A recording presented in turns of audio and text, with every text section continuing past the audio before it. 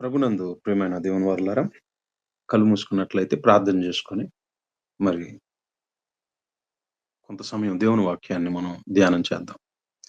పరిశుద్ధుడైన మా తండ్రి, ప్రేమగల దేవ, మీ పరిశుద్ధమైన నామముకు స్తోత్రములు, వందనములు నాయన. తండ్రి, మరొకసారి మీ వాక్కులను ధ్యానించుకున్నటకు మీరు మాకిచ్చినటువంటి చక్కటి సమయముకై, మరి తండ్రి అవకాశముకై మీకే నిండు వందనములు, కృతజ్ఞతలు.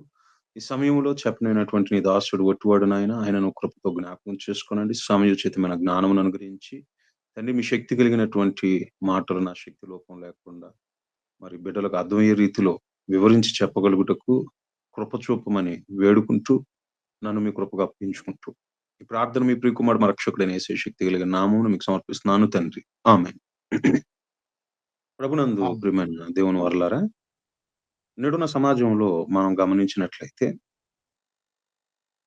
స్త్రీలు అలాగే పురుషులు మనకి కనపడుతున్నట్లుగానే స్త్రీ, పురుషులు కానటువంటి మరొక జాతి అనగా సంపూర్ణమైనటువంటి స్త్రీ, అలాగే సంపూర్ణమైనటువంటి మరి పురుషుడు కానటువంటి స్త్రీ, పురుషుల లక్షణాలు కలిగినటువంటి మరి నపుంసకులుగా పిలువబడుతున్నటువంటి వారు కూడా సమాజంలో మనకి కనబడుతున్నారు.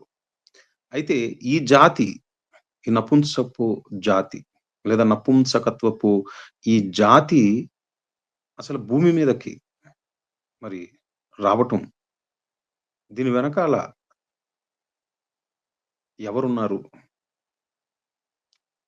మరి ఆ జాతి వారిని సమాజంలో మనం చూసుకున్నట్లయితే చాలా చిన్న చూపు చూస్తారు. చాలా అవహేళనగా వాళ్ళ గురించి మాట్లాడుతూ, ఎవరితో కలవనివ్వకుండా మరి ఈ విధంగా ఆ జాతి వారి పట్ల మరి సమాజంలో ఉన్నటువంటి అనేకులు మరి ప్రవర్తిస్తూ ఉంటారు. ఇక తల్లిదండ్రులైనటువంటి వారు కూడా మరి పుట్టుకతో నపుంసకులైనటువంటి వారిని చూసి మరి వాళ్ళను ఇంట్లో నుంచి తరిమేయటం, వాళ్ళను వద్దనుకోవటం, ఇలాంటివి సమాజంలో మరి జరుగుతున్నాయి. అయితే ఇంతకీ అసలు వీళ్ళు నపుంసకులుగా రావటం వెనకాల, అంటే ఈ భూమి మీదకి రావటం వెనకాల ఎవరున్నారు? ఇలాంటి అవమానాలను, నిందలను, బాధలను అనుభవించటానికి మరి వారి తల్లిదండ్రులు ఏమన్నా తప్పు చేశారా? లేదా నపుంసక ఆ జాతి వాళ్ళను దేవుడేమన్నా శాపంగా ఈ భూమి మీదకి ఏమన్నా తీసుకొచ్చాడా? అసల ఈ జాతి ఈ భూమి మీదకి ఎందుకొచ్చింది? సృష్టి లోపమా? లేకపోతే దేవుని శాపమా? ఏవండి? దీనిని గురించినటువంటి మరి ఇలాంటి అనేకమైనటువంటి ప్రశ్నలకు సమాధానమే ఈరోజు మనం ధ్యానించుకోబోయేటటువంటి పాఠం. ప్రియమైనటువంటి దేవుని వారలారా, వీరిని గూర్చినటువంటి ప్రస్తావన పరిశుద్ధ గ్రంథములో ఎక్కడ ఉన్నదో మనం చూసుకుందాం. ముందుగా మహనీయుడైనటువంటి యేసుక్రీస్తుల ప్రభువారు మత్తయి గారు రాసిన సువార్త 19వ అధ్యాయం 12వ వచనంలో ఏమనంటున్నారో ఒకసారి చదువుకుందాం. మత్తయి గారు రాసిన సువార్త 19వ అధ్యాయం. అందులో 12వ వచనం, 11వ వచనాన్ని చదువుకొని తర్వాత 12వ వచనానికి వెళ్దాం. మత్తయి గారు రాసిన అందుకాయన సువార్త 19వ అధ్యాయము 11వ వచనం. ఆ! అందుకాయన అందుకాయన అనుగ్రహము అనుగ్రహము నొందిన వారు తప్ప అనుగ్రహము నొందిన వారు తప్ప మరి ఎవరును ఈ మాటను అంగీకరింపనేరరు. మరి ఎవరునూ ఈ మాటను అంగీకరింప నేరరు. తల్లి గర్భము నుండి నపుంసకులుగా పుట్టిన వారు గలరు. అది. ఏవండి? ఏమని అంటున్నారు? తల్లి గర్భము నుండి నపుంసకులుగా పుట్టినవారు గలరు. యేసుక్రీస్తుల ప్రభువారు చెప్తున్నారు. తల్లి గర్భము నుండి ఏమంటున్నారు? నపుంసకులుగా పుట్టినవారు గలరు. తర్వాత మనుషుల వలన నపుంసకులుగా చేయబడిన నపుంసకులను గలరు. అది. మనుష్యుల వలన నపుంసకులుగా చేయబడిన నపుంసకులు గలరు. ఓకే. పరల్ అంటే సెకండ్ కేటగరీ చెప్తున్నాడాయన. పరలోక రాజ్య నిమిత్తము తమ్మును తామే నపుంసకులనుగా చేసుకొనిన నపుంసకులను గలరు. అది. అలాగే పరలోక రాజ్యము నిమిత్తము తమ్మును తామే నపుంసకులనుగా చేసుకొనిన నపుంసకులును గలరు. ఈ అంగీకరింపగలవాడు అంగీకరించునుగాకని వారితో చెప్పాను. చెప్పెను. ప్రియమైనటువంటి దేవుని వారలారా, మహనీయుడైనటువంటి యేసుక్రీస్తుల ప్రభువారు చెప్పినటువంటి ఈ మాటలలో మనం 3 కేటగరీ 3 కేటగరీస్ మనం చూడొచ్చు. మొట్టమొదటిగా మనం చూసుకున్నట్లయితే, ఆయన అసలు ఫస్ట్ ఆఫ్ ఆల్ బేసికల్‌గా ఆ 12వ వచనాన్ని చెప్పడానికి ముందు ఒక మాట అంటున్నాడు. అనుగ్రహమునొందినటువంటి వారు తప్ప ఎవరునూ ఈ మాటలను అంగీకరింపలేరు. ఏంటి ఆ మాటలను మనం చూసుకున్నట్లయితే చెప్తున్నాడాయన. తల్లి గర్భము నుండి పుట్టుకతోనే నపుంసకులుగా పుట్టేటటువంటి వారున్నారు. ఇక మనుషుల వలన నపుంసకులుగా చేయబడేటటువంటి వారున్నారు. పరలోక రాజ్యము నిమిత్తం తమను తాము నపుంసకులుగా మరి చేసుకుంటున్నటువంటి వారు లేదా చేసుకొనినటువంటి వారు కూడా ఉన్నారు అని అంటున్నాడాయన. ప్రియమైనటువంటి దేవుని వారలారా మనందరికీ తెలుసు. దేవుడు ప్రారంభంలో ఆదాము గారిని, తర్వాత అవ్వమ్మ గారిని అంటే స్త్రీగా, పురుషునిగా దేవుడే చేశాడు. మరి స్త్రీగా, పురుషునిగా చేసినటువంటి దేవుడే మళ్ళీ ఈ జాతిని అటు సంపూర్ణమైనటువంటి స్త్రీగా గాని, సంపూర్ణమైనటువంటి పురుషుడుగా కాకుండా, స్త్రీ పురుషుల యొక్క లక్షణాలు, అలాగే స్త్రీ పురుషుల యొక్క అవయవాలు కలిగినటువంటి వారిగా ఎందుకు ఈ జాతిని తీసుకొని వచ్చాడు? అసల వీరి యొక్క ఒక మాటలో చెప్పాలనంటే, వీళ్ళ యొక్క మరి భూమి మీదకి వీళ్ళ అవయవ నిర్మాణం జరిగేటప్పుడు, దేవుని యొక్క మరి ప్రమేయం ఉందని మనం చూసుకున్నట్లయితే, కీర్తనల గ్రంథం 139వ అధ్యాయంలో మనం చూసుకున్నట్లయితే, కీర్తనల గ్రంథము 139వ అధ్యాయం. అందులో 13వ వచనాన్ని ఈ సందర్భంగా మనం చదువుకోవాలి. కీర్తనల గ్రంథము నా 139వ అధ్యాయం అంతరింద్రియములను నీవే 13వ వచనం. కలుగజేసితివి. నా అంతరేంద్రియములను నీవే కలుగజేసితివి. నా నా తల్లి తల్లి గర్భమందు గర్భమందు నన్ను నన్ను నిర్మించిన సృజించిన వాడవు వాడవు నీవే. నీవే. అంటే తల్లి గర్భమందు నిర్మాణం జరుగుతున్నప్పుడు ఏవండీ మనకి ఏ రూపం ఇవ్వాలో దాన్ని నిర్ణయిస్తున్నటువంటి వాడు దేవుడే. శాస్త్ర ప్రపంచాన్ని ఈ రోజు మనం అడిగితే వాళ్ళు శాస్త్రీయంగా చెప్తారు. ఏమనంటారు? క్రోమోజోమ్స్ అండి. పురుషుల్లో XY క్రోమోజోమ్స్ ఉంటాయి. స్త్రీలలో X క్రోమోజోమ్స్ ఉంటాయి. అయితే XY క్రోమోజోమ్స్ కలిసినప్పుడు స్త్రీ పురుషుల కలయికలో అప్పుడు మగపిల్లలు పుడతారు.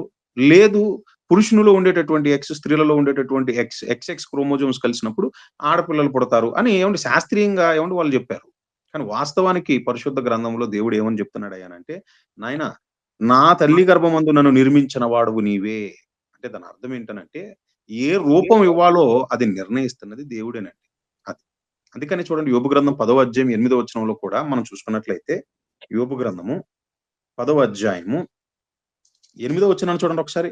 నీ హస్తములు నాకు అవయవ నిర్మాణము చేసి నన్ను రూపించి ఉన్నాను. అంటే రూపం. నాకు ఏ రూపం ఇవ్వాలో దాన్ని నిర్ణయిస్తున్నటువంటి వాడవు నీవే. ఇంతకీ మనకి ఆ రూపం దేనిని బట్టి ఇస్తున్నాడాయన? స్త్రీగా పుట్టాలని, స్త్రీ రూపం అని ఒకరికి, పురుష రూపం అని, పురుషుడుగా పుట్టాలని ఈ రూపాన్ని ఎందుకు ఇస్తున్నాడయ్యానంటే మనం అవసరతను బట్టి, పనిని బట్టే మనం అవసరమయ్యాం. కాబట్టి ఆయన పనిని బట్టి మనకి ఏ రూపం అవసరమో ఆ రూపాన్ని ఇస్తున్నాడు అది. ఇందులో ఒకళ్ళు ఎక్కువ, ఒకళ్ళు తక్కువని గాదండి. సమాజంలో ఏంటనంటే మనిషి ఈ రోజు పురుషుడైతే ఎక్కువని, స్త్రీ అయితే తక్కువని సమాజంలో అలా భావించొచ్చేమో గాని మరి పరిశుద్ధ గ్రంథంలో మీరు చూసుకున్నట్లయితే, ఆదామును, అవ్వను చేసినటువంటి దేవుడు ఏవండీ గలతీలకు రాసిన పత్రిక 3వ అధ్యాయంలో చెప్తున్నాడు. ఏమని అంటున్నాడు? నాయనా క్రీస్తు యేసులోనికి వచ్చినటువంటి మీలో ఇక స్త్రీ, పురుషుడనే భేదం లేదు. మీరందరూ క్రీస్తు యేసునందు ఏకముగా ఉన్నారు. అంటే కలగజేసినటువంటి ఆయనకు సమానమే. స్త్రీ అయినా, పురుషుడైనా. మీకు పాయింట్ అర్థమవుతుందో లేదో. మరలాంటప్పుడు ఇటు స్త్రీగా, ఇటు పురుషుడిగా కాకుండా మరొక జాతి ఎందుకండి? ఏవండీ? ఈ జాతి వారు భూమి మీదకు రావటం వెనకాల మరి దేవుని సంకల్పం ఉందంటే ఉంది. ఎందుకనంటే అపోస్తుల కార్యములు 17వ అధ్యాయం 26వ వచనాన్ని మనం చూసుకున్నట్లయితే, యావత్ భూమి మీద కాపురముండుటకు ప్రతి జాతి వారిని ఒకని నుండే సృష్టించానని అంటున్నాడు ఆయన. ఏవండీ? అపోస్తుల కార్యములు 17వ అధ్యాయం 26వ వచనం చూడండి. మరియు అపోస్తుల కార్యములు. యావత్ ఆ! భూమి మీద కాపురమునుటకు ఆ! ఆయన ఒకని నుండి ప్రతి జాతి మనుషులను సృష్టించి అది వారు ఏవండీ? ఒక యావత్తు భూమి మీద కాపురముండుటకు ఒకని నుండి ప్రతి జాతి మనుష్యులను సృష్టించి అంటే ఆయా దేశాలలో ఉన్నటువంటి ఆయా జాతులు. ఇక అందులో మనం చూసుకున్నట్లయితే స్త్రీ, పురుషులు, అందులో తెల్లవాళ్ళు, నల్లవాళ్ళు, పొట్టివాళ్ళు, పొడుగు వాళ్ళు, ఇలా ఆయా జాతుల వాళ్ళుగా ఆయా దేశాలలో ఉన్నారు. వాళ్ళందరూ ఒక నుండి వచ్చినటువంటి వారే. ఒకని నుండి సృష్టించానని అంటున్నాడు ఆయన. మరలాంటప్పుడు ఈ జాతి ఎందుకొచ్చింది? ఈ జాతి ఎందుకు తీసుకొచ్చాడు భూమి మీదకి? ఈ జాతిని ఎందుకు తీసుకొని వచ్చాడో ఏవండీ ముగింపులోనికి వెళ్ళేసరికి మీకే అర్థమవుతది. ఏవండి? ఎందుకనంటే అటు స్త్రీ జాతి వలన, ఇటు పురుష జాతి వలన నెరవేరని దేవుని ఒక సంకల్పం ఏదైతే ఉన్నదో, అది నెరవేరటానికే ఈ జాతి అవసరమని. స్త్రీ పురుషులకు ఏవండి? ఒక మాటలో చెప్పాలనంటే ఆదర్శంగా ఉండాలని. ఏది? దేవుని యొక్క చిత్తం ఏంటో దాన్ని తెలుసుకొని, దేవుణ్ణి ఏవండి? చేరుకునేటటువంటి విషయంలో, దేవుణ్ణి సంతోషపరిచేటటువంటి విషయంలో వీళ్ళు ఆదర్శంగా అంటే ఈ జాతి వాళ్ళు ఏవండి?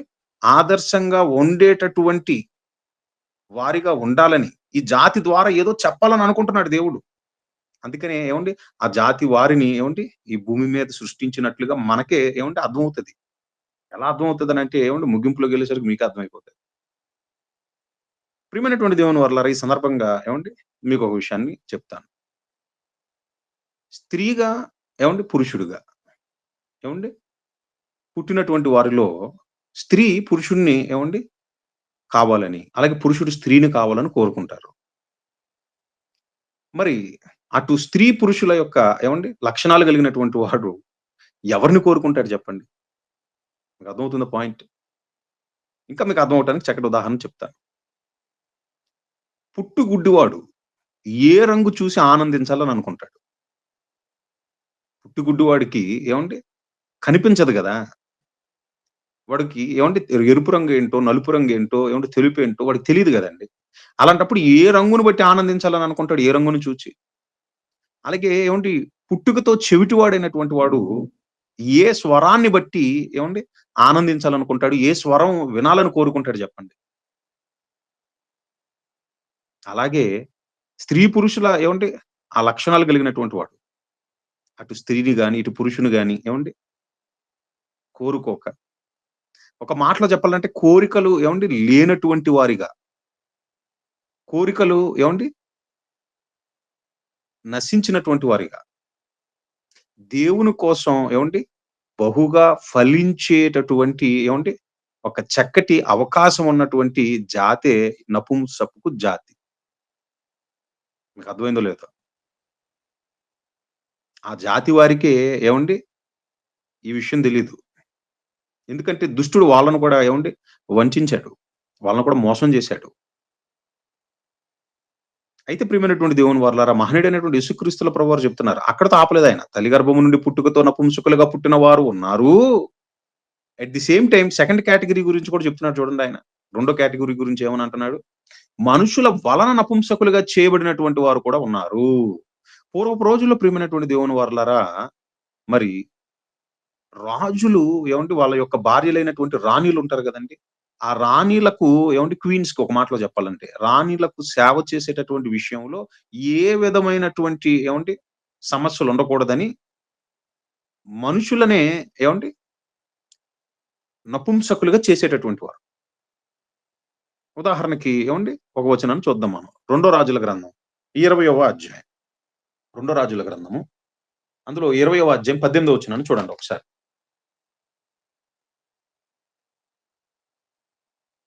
రెండో రాజుల గ్రంథము 20వ అధ్యాయం 12వ వచనం.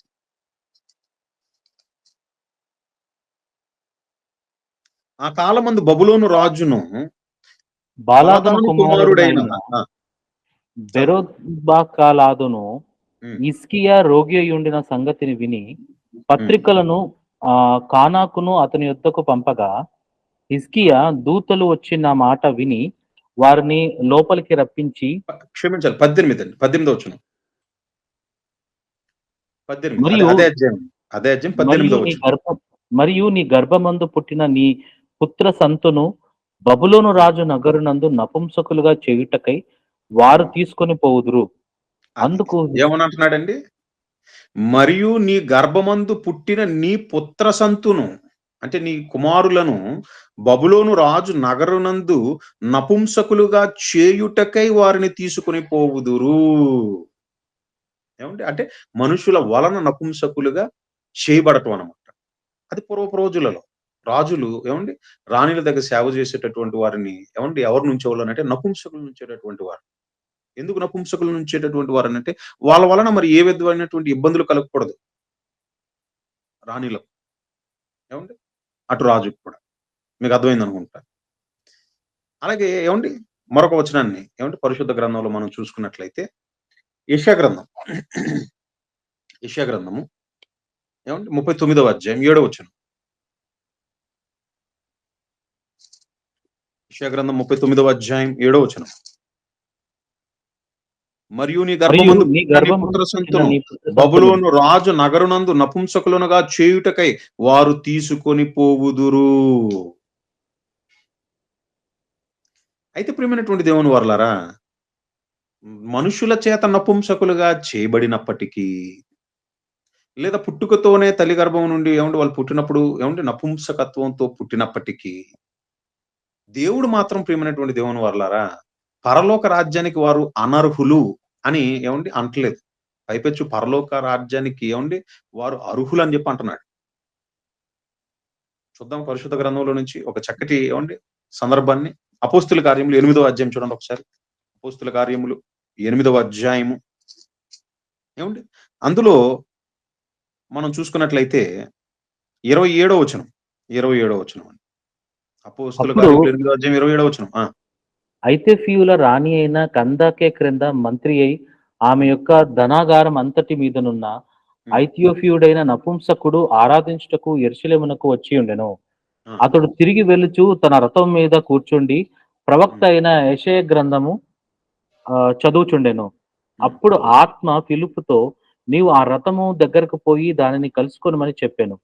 ఫిలిప్పు దగ్గరకు పరిగెత్తుకొని పోయి అతడు ప్రవక్త అయిన యెషయా గ్రంథము చదువుచుండగా విని నీవు చదువుచున్నది గ్రహించుచున్నావా అని అడుగగా హ్మ్. అతడు ఎవడైనను నాకు త్రోవ చెప్పకుండా ఎలాగు గ్రహింపగలనని చెప్పి హ్మ్. రథమెక్కి తనతో కూర్చుండమని ఫిలిప్పును వేడుకొనెను. హ్మ్. అతడు లేఖనములు చదువుచున్న భాగమేదనగా హ్మ్. ఆయన గొర్రె వలె వధకు తేబడెను. బొచ్చు హ్మ్. కత్తిరించు వాని ఎదుట గొర్రెపిల్ల ఎలాగో మౌనంగా ఉండునో అలాగే ఆయన నోరు తెరవకుండెను. ఆయన దీనత్వమును బట్టి ఆయనకు న్యాయ విమర్శ దొరకకపోయెను. ఆయన హ్మ్. సంతానము ఎవరు వివరింతురు? ఆయన హ్మ్. జీవము భూమి మీద నుండి తీసివేయబడినది. అప్పుడు నపుంసకుడు ప్రవక్త ఎవని గూర్చి ఇలాగ చెప్పుచున్నాడు? తన్ను గూర్చియా? వేరొకని గూర్చియా? దయచేసి నాకు తెలుపమని ఫిలిప్పును అడిగాను. అందుకు ఫిలిప్పు నోరు తెరచి ఆ లేఖనమును అనుసరించి అతనికి యేసును గూర్చిన సువార్తను ప్రకటించెను. హ్మ్. వారు త్రోవలో వెళ్ళుచుండగా నీళ్లున్న యొక్క చోటికి వచ్చినప్పుడు హ్మ్. నపుంసకుడు ఇదిగో నీళ్లు నాకు బాప్తిసమిచ్చుటకు ఆటంకమేమని అడిగి హ్మ్. రథము నిలుపుమని ఆజ్ఞాపించెను. ఫిలిప్పు నపుంసకుడు ఇద్దరును నీళ్ళలోకి దిగిరి. అంతటా హ్మ్. ఫిలిప్పు అతనికి బాప్తిసమిచ్చెను. వారు ఆ! నీళ్ళలో నుండి చూసారు కదండీ సందర్భం మీరు. అతడు నపుంసకుడు.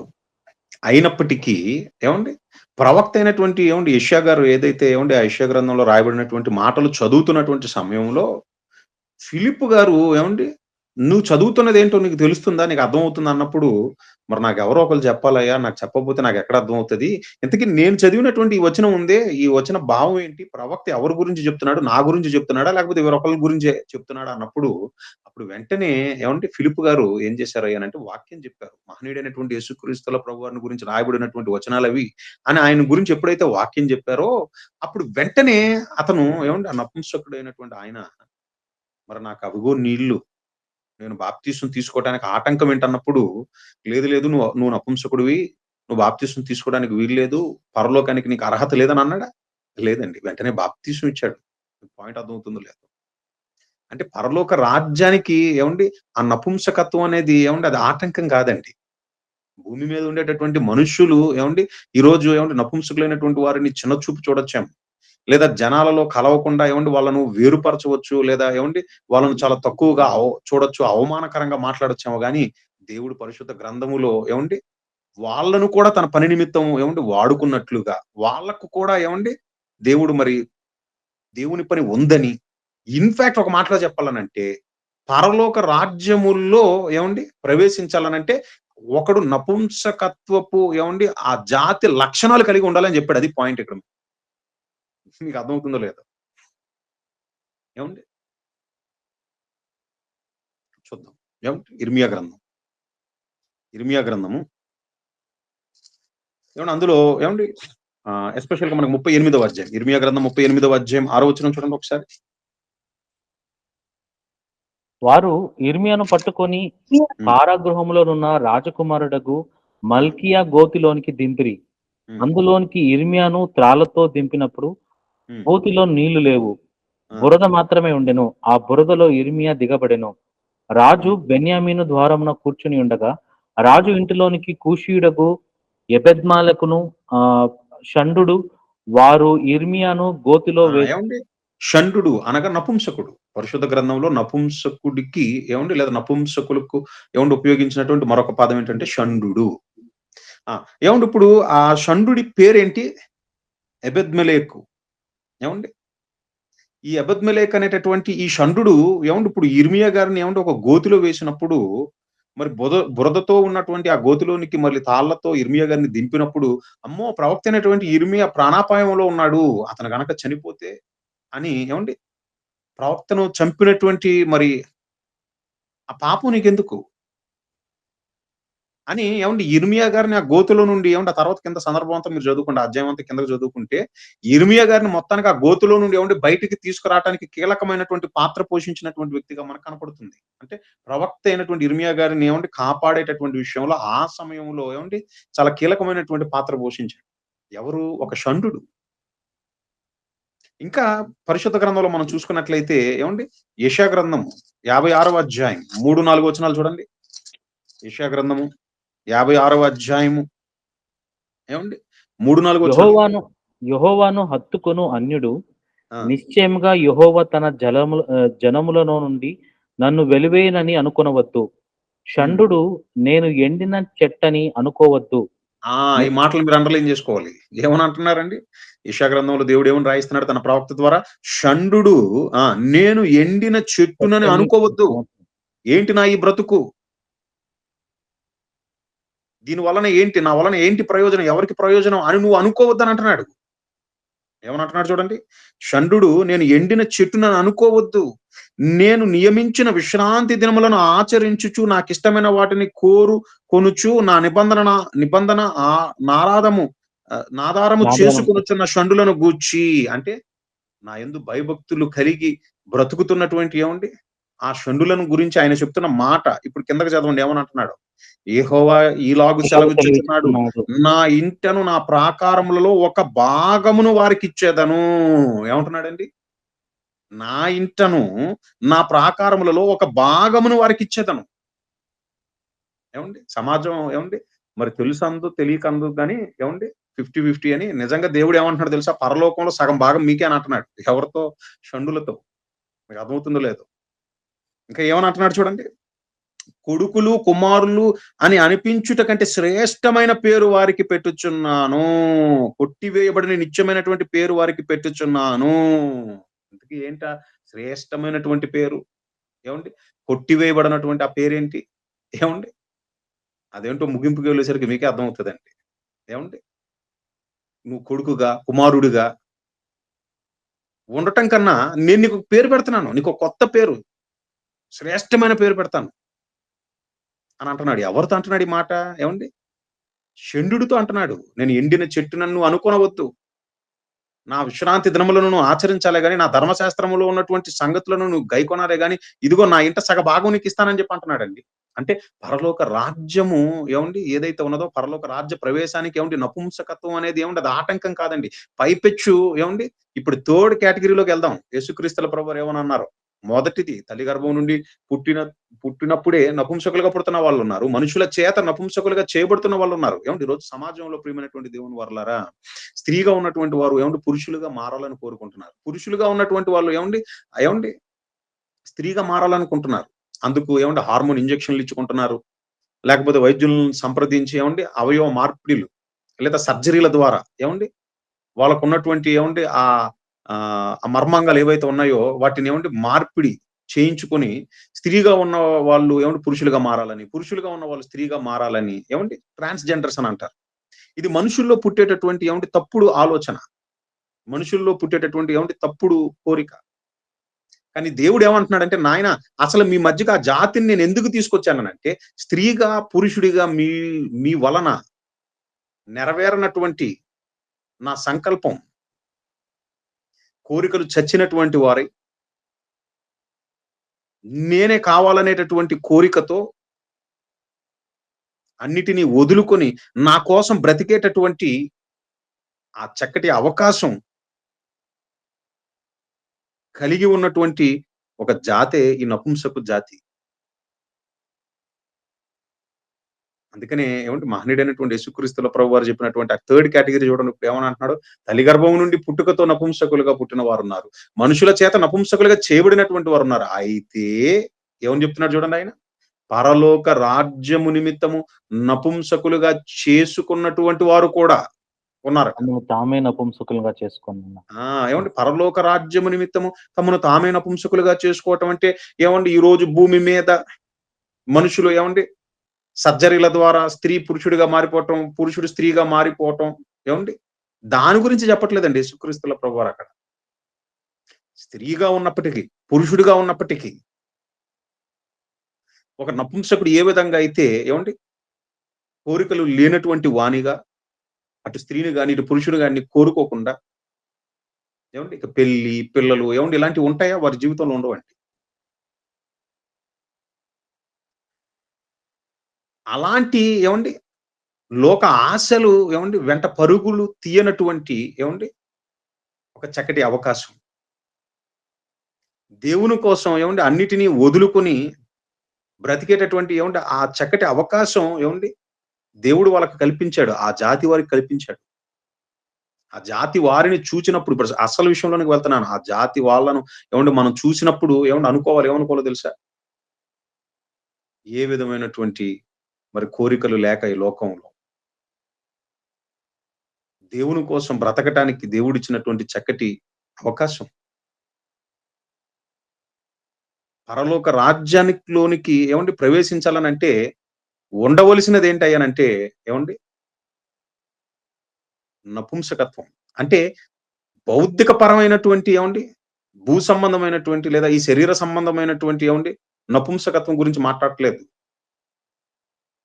ఆధ్యాత్మికంగా లేదా ఆత్మీయంగా ఏమండి నపుంసకపు ఏమండి ఆ లక్షణాలు ఏమండి ఎవరిలో అయితే ఉంటారో, ఎవరిలో అయితే ఉంటాయో వాళ్ళే పరలోకానికి అర్హులండి. అది ఒక మాటలో చెప్పకనే చెప్పాడాయన. ఇప్పుడు థర్డ్ కేటగరీని చూడండి మత్తయి గారు రాసిన సువార్త 19వ అధ్యాయం 12వ వచనం చూడండి ఒకసారి. మత్తయి గారు రాసిన సువార్త 19వ అధ్యాయం 12వ వచనం. తల్లి తల్లి గర్భం నుండి గర్భము నుండి నపుంసకులుగా పుట్టిన నపుంసకులుగా వారు గలరు. పుట్టినవారు కలరు. మనుషుల వలన మనుషుల వలన నపుంసకులుగా చేయబడిన నపుంసకులైన నపుంసకులు వారు. గలరు. పరలోక రాజ్యము నిమిత్తము తమ్మును తామే నపుంసకులనుగా చేసుకునే నపుంసకులను గలరు. పరలోక రాజ్యము నిమిత్తమా? ఏమండి? చక్కటి ఉదాహరణ ఎవరో కాదండి. అపోస్తలుడైనటువంటి పౌలు గారు. ఏమండి? పరలోక రాజ్యము నిమిత్తం తన్ను తాను నపుంసకునిగా చేసుకున్నాడా? ఎలాగా? ఏమండి? తన మర్మాంగ ఏమండి? తన మర్మాంగాలను ఛేదించుకొని కాదండి. అవయవాలలో పుట్టేటటువంటి కోరికలను చంపి కొలస్సీలకు రాసిన పత్రిక 3వ అధ్యాయం. అనుగ్రహం నొందిన వాడే అర్థం చేసుకోగలుగుతాడు. అదే చెప్తున్నాడు యేసుక్రీస్తుల ప్రభువారు. అనుగ్రహం నొందినటువంటి వాడే ఇప్పుడు చెప్పబోయే సంగతులను అంగీకరింపగలడని చెప్పి స్టార్ట్ చేశాడు ఆయన. కొలస్సీలకు రాసిన పత్రిక 3వ అధ్యాయం. ఏమని అంటున్నాడు చూడండి. కొలస్సీలకు రాసిన పత్రిక 3వ అధ్యాయం. 5వ వచనం. ఏమండి అందులో 5వ వచనం నుంచి చదవండి.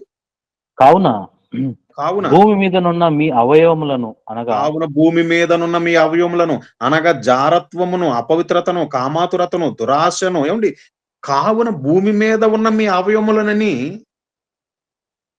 భూమి మీద ఏమండి కావున భూమి మీదనున్న మీ అవయవములనని వెంటనే ఇమ్మీడియట్ గా వేటిని గురించి ప్రస్తావిస్తున్నాడు? అవయవాలలో కలిగేటటువంటి ఆ కోరికలు ఏవైతే ఉంటాయో వాటిని గురించి ప్రస్తావిస్తున్నాడు. జారత్వము, అపవిత్రత, కామాతురత, దురాశ, విగ్రహారాధనైన ధనాపేక్ష చంపివేయుడి అంటే దాని అర్థం ఏంటి చెప్పండి? యేసుక్రీస్తుల ప్రభువారు కూడా ఏమంటారు చెప్పండి? నీ కుడి కన్ను నిన్ను అభ్యంతరపరిస్తే ఏం చేయమన్నాడు? దాన్ని పెరికేసుకోమన్నాడు. అంటే దాని అర్థం ఏంటి? ఏమంటే ఫిజికల్ గా భౌతికంగా కన్నును ఏమంటే అలా పీకేసుకోమనా? నీ కుడి చేయి నిన్ను అభ్యంతరపరిస్తే దాన్ని నరికేయమంటే దాని అర్థం ఏంటి? ఏమంటే ఒక కత్తి తీసుకొని ఏమండి ఇక్కడికి నరికేసుకోమనా? కాదండి. అవయవాలలో కలిగేటటువంటి ఏమండి ఆ కోరికలను ఏమండి మనం చంపగలగాలి. అది మీకు పాయింట్ అర్థమవుతుందో లేదో. అదే చెప్తున్నాడు చూడండి కొలస్సీలకు రాసిన పత్రిక. ఏమంటే కొలస్సీ సంఘానికి నాడు ఏమంటే పౌలు గారు చెప్తున్న మాట ఏమనంటున్నాడు? కావున భూమి మీదనున్న మీ అవయవములను అనగా జారత్వమును, అపవిత్రతను అంటే మీ అవయవాలలో కలిగేటటువంటి ఆ తప్పుడు కోరికలు ఏవైతే ఉంటాయో వాటిని మీరు చంపాలి అని అంటున్నాడు. ఎఫ్సీలకు రాసిన పత్రిక. ఏమండి ఎఫ్సీలు కాదండి ఫిలిప్పీలకు రాసిన పత్రిక 3వ అధ్యాయం. అందులో ఏమని చూడండి. 8వ వచనం. ఫిలిప్పీయులకు రాసిన పత్రిక 3వ అధ్యాయం 8వ వచనం. నిశ్చయముగా నా ప్రభువైన యేసుక్రీస్తును గూర్చిన అతి శ్రేష్టమైన జ్ఞానము నిమిత్తమై సమస్తమును నష్టముగా ఎంచుకొనుచున్నాను. సమస్తమును నష్టముగా ఎంచుకొనుచున్నాను. వేటిని నష్టంగా ఎంచుకుంటున్నాడు? ఏవండి? ఎవడి వెండిని, ఎవడి బంగారాన్ని నేను ఆశించలేదని అంటున్నాడండి. ఆశించట్లేదు. లోకంలో దేన్ని ఆశించట్లేదు. మీకు అర్థమవుతుందో లేదో? ఏవండి? ఎవడి వెండిని నేను ఆశించట్లేదు. ఎవడి బంగారాన్ని నేను ఆశించట్లేదు. ఆ మాటకొస్తే అవయవంలో కలిగేటటువంటి ఈ కోరికలు ఏవైతే ఉంటాయో వాటిని చంపి వివాహాన్నే వద్దనుకున్నా నేను. కొరింథీ సంఘానికి రాసిన ఏవండి? ఆ మొదటి పత్రిక 9వ అధ్యాయంలో చెప్తాడు. కేఫా వలనే తక్కిన అపోస్తుల వలె విశ్వాసురాలైనటువంటి భార్యను వెంటబెట్టుకొని తిరుగుటకు నాకు హక్కు లేదా? అంటే నేను కూడా వివాహం చేసుకొని నేను కూడా తీసుకొని వెళ్ళొచ్చు. ఏవండి? కొరింథీయులకు రాసిన మొదటి పత్రిక 9వ అధ్యాయం. అందులో 4వ వచనం నుంచి ఏమని అంటున్నాడు చూడండి. 4వ తినుటకును వచనం నుంచి చదువుతాను. త్రాగుటకును ఆ! తినుటకును, మాకు అధికారం త్రాగుటకును లేదా? మాకు అధికారం లేదా? ఆ! తక్కిన అపోస్తుల వలె ప్రభు యొక్క సహోదరుల వలె కేఫా హ్మ్. వలెను విశ్వాసురాలైన భార్యను వెంటబెట్టుకొని తిరుగుటకు మాకు అధికారం లేదా? ఆ! మరియు పని చేయకుండుట నేనును బర్నబాయును మాత్రమే అధికారము లేని వారమా? హ్మ్. ఎవడైనను తన సొంత ఖర్చు పెట్టుకొని దండులో కొలువు చేయునా? హ్మ్. ద్రాక్ష తోట వేసి దాని ఫలము తినిన వాడెవడు? హ్మ్. మందను కాచి మంద పాలు త్రాగని వాడెవడు? హ్మ్. ఈ మాటలు లోకాచారమును బట్టి చెప్పుచున్నానా? హ్మ్. ధర్మశాస్త్రం కూడా వీటిని చెప్పుచున్నది గదా! హ్మ్. కళ్ళము త్రొక్కుచున్న యొద్దు హ్మ్. మూతికి మూతికి చిక్కము చిక్కము పెట్టవద్దు పెట్టవద్దు. ఆ! అని మోషే ధర్మశాస్త్రంలో వ్రాయబడి ఉన్నది. హ్మ్. దేవుడు ఎడ్ల కొరకు విచారించుచున్నాడా? హ్మ్. కేవలము మన కొరకు దీనిని చెప్పుచున్నాడా? అవును, హ్మ్. మన కొరకే గదా ఈ మాట వ్రాయబడెను. హ్మ్. ఏలైనగా దున్నువాడు ఆశతో దున్నవలెను. హ్మ్. కళ్ళము త్రొక్కించువాడు పంటలో పాలు పొందుదునను ఆశతో త్రొక్కింపవలెను. హ్మ్. మీ కొరకు ఆత్మ సంబంధమైనవి మేము విత్తి ఉండగా, మీ వలన హ్మ్. శరీర సంబంధమైన ఫలములు కోసుకొనుట గొప్ప కార్యమా? హ్మ్. ఇతరులకు మీ పైన ఈ అధికారములో పాలు కలిగిన ఎడల మాకు హ్మ్. ఎక్కువ కలదు గదా! అయితే అది. ఆ! ఏమంటున్నాడండి? మాకు స్వాతంత్రం లేక కాదు. మాకు స్వాతంత్రం ఉంది. తక్కిన అపోస్తుల వల్లనే మాకు స్వాతంత్రం ఉంది. నేను వివాహం చేసుకోవచ్చు. పౌలు గారు చెప్తున్నారు. ఏమంటే చెప్పాల్సిన పరిస్థితి వచ్చినప్పుడు చెప్తున్నాడు. నేను వివాహం చేసుకోవచ్చు. నేను మిగిలిన అపోస్తులలాగా నేను కూడా ఏం చేయొచ్చానంటే, మందను కాయుచున్నాను కాబట్టి మంద నన్ను పోషించాలనేటటువంటి ఆ ఆలోచనలో నేను కూడా మరి నా ఈ చేతులు కష్టపడవలసినటువంటి అవసరత లేదు. ఎందుకంటే ధర్మశాస్త్రంలో కూడా ఉంది గదా! కళ్ళము తొక్కుచున్నటువంటి ఎద్దు మూతికి చిక్కము పెట్టవద్దని ఉంది గదా! కాబట్టి తినుటకును మరి నాకు అధికారం ఉంది. అలాగే తక్కిన అపోస్తుల వల్లనే విశ్వాసురాలైనటువంటి భార్యను వెంట పెట్టుకొని సువార్త పరిచర్య నిమిత్తం కొనసాగుటకు నాకు అధికారం ఉంది. నాకు అధికారం లేక కాదు. అయినను నేను వీటన్నిటిని వద్దనుకున్నాను. ఎందుకు వద్దనుకున్నానో తెలుసా? మహనీయుడైనటువంటి యేసుక్రీస్తుల ప్రభు వారిని ఏమైనా సరే నేను చూడాలని, నిత్యము ఆయనతో పాటు ఉండాలని, క్రీస్తు పునరుద్ధానంలో నేను పాలిభాగస్తునవ్వాలని, ఒక మాటలో చెప్పాలనంటే పరలోక రాజ్య ప్రవేశము కోసం నన్ను నేనే ఒక నపుంసకునిగా చేసుకొని ఉన్నాను. ఇప్పుడు మీకు అర్థమైంది గదండీ! వద్దనుకున్నానంతే. ఏవేవి లాభకరమయో లోకపరంగా ఆలోచిస్తే ఏవేవి లాభకరమో వాటన్నిటిని ప్రభు నిమిత్తం నష్టంగా ఎంచుకున్నా నేను. పరలోక రాజ్యము నిమిత్తము తన్ను తాను నపుంసకునిగా చేసుకున్నటువంటి వారు కూడా కలరన్నాడు కదా యేసుక్రీస్తుల ప్రభువారు. ఏమో పౌలు గారు చెప్తున్నారు. ప్రియమైనటువంటి దేవుని వాళ్ళారా. పేతురు గారు కూడా అడుగుతున్నారు. మత్తయి గారు రాసిన సువార్త 19వ అధ్యాయంలో ఏమండి? మత్తయి గారు రాసిన సువార్త 19వ అధ్యాయంలో చూడండి. సందర్భం ఏమండి? దేవుని కోసం ఏమండి వదులుకునేటటువంటి ఆ స్థితి ఉందా చెప్పండి? కోరికలు చచ్చినటువంటి వారమై, దేవుని కోసం ఏమండి ఒక యోగిగా త్యాగపూరితమైనటువంటి జీవితాన్ని జీవించేటటువంటి ఏమండి ఆ లక్షణాలున్నాయా? ఎవరిలో ఉన్నాయి చెప్పండి ఆ లక్షణాలు? ఆ లక్షణాలు ఉన్నవాడే దేవుని సొత్తు. నాకు లోకంలో ఏది వద్దు, నువ్వే నా ఆస్తి అని ఎవడైతే భావిస్తాడో వాడు దేవుని సొత్తు అవుతాడండి. లోకంలో చూసిన ప్రతిదానిని నాకు కావాలి అని నువ్వు అనుకున్నప్పుడు మీకు పాయింట్ అర్థమవుతుందో లేదో. ఇంకా అలాంటప్పుడు దేవుని సంకల్పం ఏదైతే ఉన్నదో, దేవుని చిత్తం ఏదైతే ఉన్నదో నీ పట్ల దాన్ని నువ్వు సంపూర్ణంగా ఎలా నెరవేర్చగలవు? నువ్వు అలా సంపూర్ణంగా నెరవేర్చాలనంటే దేవుడు చెప్తున్న మాట ఏంటంటే నీలో ఉండవలసినటువంటి లక్షణమే నపుంసకత్వపు లక్షణం. అంటే దాని అర్థం ఏంటో తెలుసా? అప్పుడప్పుడు నాకు పెళ్ళిడొచ్చినప్పుడు తల్లిదండ్రులైనటువంటి వారు పిల్లల్ని ఏవండీ పెళ్లి చేసుకోమన్నప్పుడు నేను చేసుకోనని అనగానే, "ఏట్రా తేడాగా మాట్లాడుతున్నావు? పెళ్ళొద్దంటున్నావేటి?" అని అంటారు. ఏవండీ అవునా కాదా? అలాగే ఏవండీ, నేను దేవుని కోసం బ్రతకాలనుకుంటున్నాను. నేను దేవుని కోసం విద్యాభ్యాసం అంటే బైబిల్ నేర్చుకోవాలని అనుకుంటున్నాను అనగానే తల్లిదండ్రులైనటువంటి వాళ్ళు ఏమంటారు చెప్పండి? ఇదేట్రా లోకంలో ఎంటెక్‌లు, బీటెక్‌లు చేస్తుంటే నువ్వేటి బైబిల్‌లో ఉండేటటువంటి సంగతులు నేర్చుకుంటానంటున్నావేటి? ఏంటి ఈ తేడాగా మాట్లాడుతున్నావు? ఏవండీ? దేవుని కోసం ఏవండీ బ్రతికేవాడు సమాజానికి తేడాగానే కనపడతాడు. మీకు పాయింట్ అర్థమవుతుందో లేదో? ఎందుకనంటే సమాజంలో అందరూ కోరుకుంటున్నట్లుగా ఏవండీ కోరుకోడు. ఏదో సాధించాలని, ఇక్కడేదో సంపాదించుకోవాలని, ఇక్కడేదో అనుభవించాలనేటటువంటి ఏవండీ ఆ కోరికలుండవు. మీకు పాయింట్ అర్థమవుతుందో లేదో? ఒక నపుంసకుడికి ఎలాగైతే ఏవండీ స్త్రీ పురుషుల యొక్క ఏవండీ అవయవాలు, ఆ లక్షణాలు కలిగి ఉన్నటువంటి వాడు అటు స్త్రీని, పురుషుడిని కోరుకొనక ఎలాగైతే ఏవండీ కోరికలు లేనటువంటి వాడై, లేదా కోరికలు చచ్చినటువంటి వాడై ఎలాగైతే ఉంటాడో, అలాగే ఏవండీ దేవుని కోసం ఈరోజు ఏవండీ అలాంటి ఏవండీ కోరికలు చచ్చినటువంటి వారై, లోకం అనేటటువంటి ఏవండీ ఈ కోరికలు, ఈ వ్యామోహం లేకుండా దేవుని కోసం ఒక యోగిగా త్యాగపూరితమైనటువంటి ఏవండీ త్యాగమై ఏవండీ జీవించేటటువంటి ఏవండీ ఆ లక్షణం ఏవండీ ఆ నపుంసకత్వ ఏవండీ నపుంసకత్వపు జాతి లక్షణం ఏవండీ క్రైస్తవులుగా మనలో ఉండాలండి అది. మీకు పాయింట్ అర్థమవుతుందో లేదో? అందుకని అంటున్నాడు పరలోక రాజ్యము నిమిత్తం తమను తామే నపుంసకులుగా చేసుకున్నటువంటి వారు కలరు అనంటే దాని అర్థం ఏంటనంటే ఏవండీ భౌతికంగా గాదండి అది. ఆధ్యాత్మికంగా నష్టంగా ఎంచుకుంటున్నారు. వద్దనుకుంటున్నారు. మహనీయుడైనటువంటి యేసుక్రీస్తుల ప్రభువారు. రోమీయులకు రాసిన పత్రిక 15వ అధ్యాయం 3వ వచనం. ఇంకా మీకు బెస్ట్ ఎగ్జాంపుల్. ఏవండీ రోమీయులకు రాసిన పత్రిక 15వ అధ్యాయం. ఏవండీ అందులో ఏవండీ క్రీస్తు 3వ వచనం కూడా చూడండి. క్రీస్తు కూడా తన్ను తాను తను తాను సంతోషపరచుకొనలేదు. సంతోషపరచుకోవడం లేదు కానీ భూమి భూమి మీద బ్రతుకున్నటువంటి దినాలలో మహనీయుడైనటువంటి యేసుక్రీస్తుల ప్రభువారు ఏవండీ ఎవరిని సంతోషపెట్టాడు చెప్పండి? తన తల్లిని సంతోషపెట్టాలని అనుకున్నాడా? తన సహోదరులను సంతోషపెట్టాలని అనుకున్నాడా? లేదా తనను తాను సంతోషపరచుకొనాలని అనుకున్నాడా? లేదండి.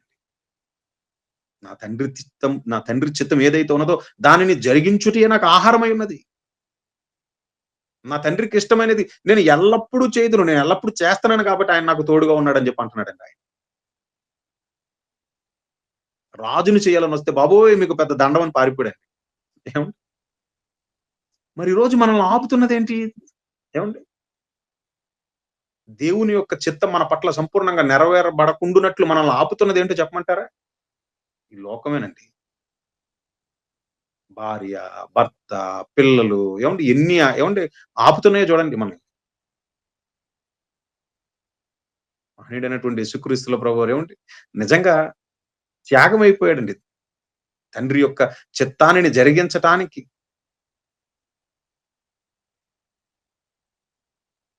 తినటానికి ఏవండీ సరైనటువంటి ఆహారం ఉండేది కాదండి. నక్కలకైతే బొరియలున్నాయేమో, ఆకాశ పక్షులకు గూళ్ళున్నాయేమో, నాకెక్కడుంది ప్యాలెస్సు. ఏవండీ? ప్రియమైనటువంటి దేవుని వారలారా, నపుంసకత్వం అనేది ఏవండీ ఆ జాతి ఏదైతే ఉన్నదో, ఆ జాతిని మన ముందుకు ఎందుకు తీసుకొచ్చాడో తెలుసా దేవుడు? నాయన వాళ్ళెలాగైతే కోరికలు చచ్చినటువంటి వారై, ఎలాగైతే అటు స్త్రీ పురుషులలో ఎవరిని కోరుకోకుండా, వాళ్ళెలాగైతే అలా ఉండిపోతున్నారో, అలా నా కోసం మీరు కూడా నిలబడగలగాలి. అప్పుడే నా యొక్క చిత్తం మీ పట్ల సంపూర్ణంగా నెరవేరుతుందది. ఒక యవ్వనస్తుడొచ్చాడండి యేసుక్రీస్తుల ప్రభువారి దగ్గరికి. ఇంత సంపాదించిన తర్వాత నేను ఈ ఆస్తిని ఎందుకు కోల్పోతాను? నేనెందుకు వదులుకోవాలని అంటున్నాడు. ఏవండీ? రావటానికొచ్చాడు. కానీ అడిగాడండి. ఏమని అడిగాడో తెలుసా? ఇదిగో నిత్య జీవాన్ని సంపాదించుకోవడానికి నాకు ఆటంకంగా ఉంది ఏంటి అని చెప్పి అన్నాడు. అప్పుడు వెంటనే యేసుక్రీస్తుల ప్రభువారు నిన్ను ఆపుతున్నది ఏంటో కాదయ్యా! నీవు చాలా డబ్బుంది గదా! నీ ఆస్తి ఏదైతే ఉందో అది అమ్మేసి నువ్వేం చేస్తావనంటే అది బీదలకి ఇచ్చొచ్చి నన్ను వెంబడించు అని చెప్పి అన్నాడు. కోరిక, వ్యామోహం. దేని మీద? ధనం మీద వ్యామోహం. ఫలితం ఏంటయ్యానంటే పరలోక రాజ్యాన్నే ఏం చేశాడంటే వదులుకున్నాడండి.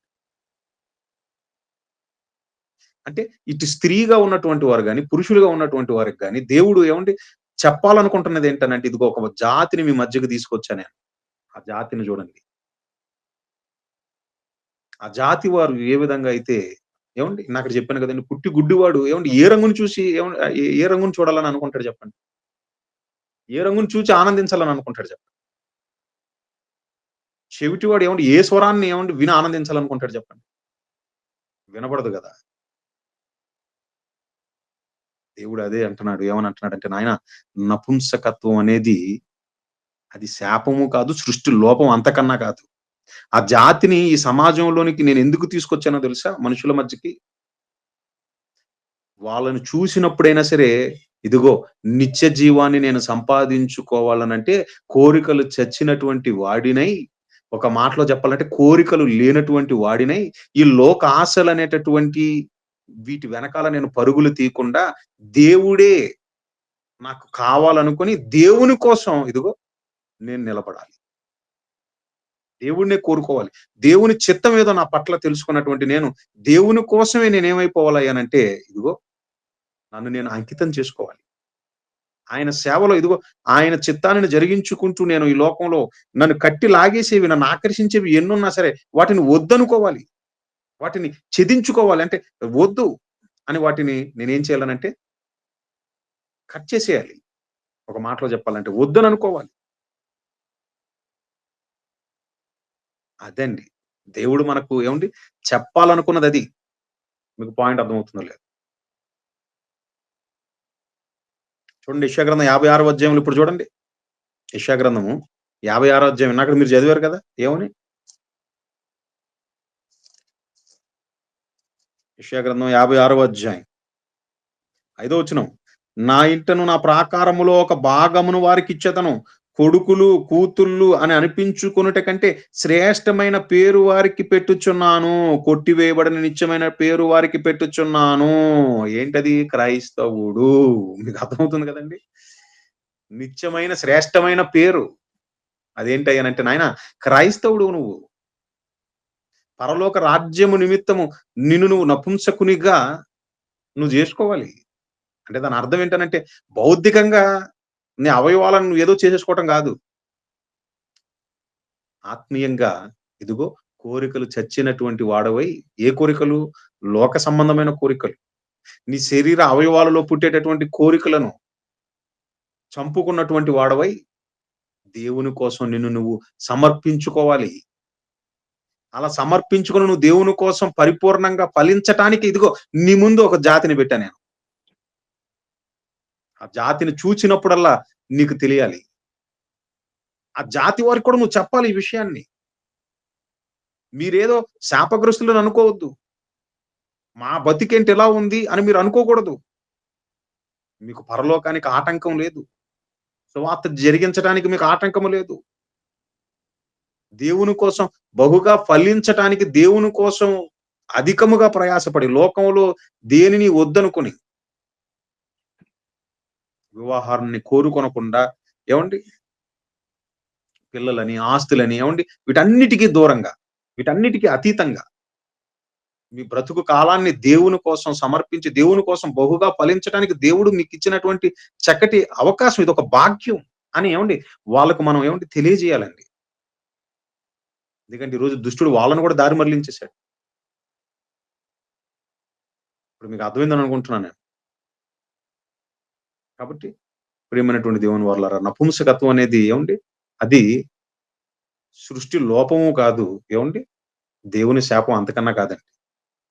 ఇంకా ఇన్‌ఫాక్ట్ పరలోక రాజ్యము నిమిత్తము ఏవండీ మనం ఏవండీ మనల్ని మనం నపుంసకులుగా చేసుకోబద్దులమై ఉన్నాం. అంటే దాని అర్థం ఏంటనంటే, లోక ఆశలనేటటువంటివి చచ్చినటువంటి వారమై, మనల్ని మనం ఏవండీ దేవుని కోసం పరిపూర్ణముగా సమర్పించుకున్నటువంటి వాళ్ళమై, దేవుని కోసం ఏవండీ బ్రతకబద్దులమై ఉన్నాము.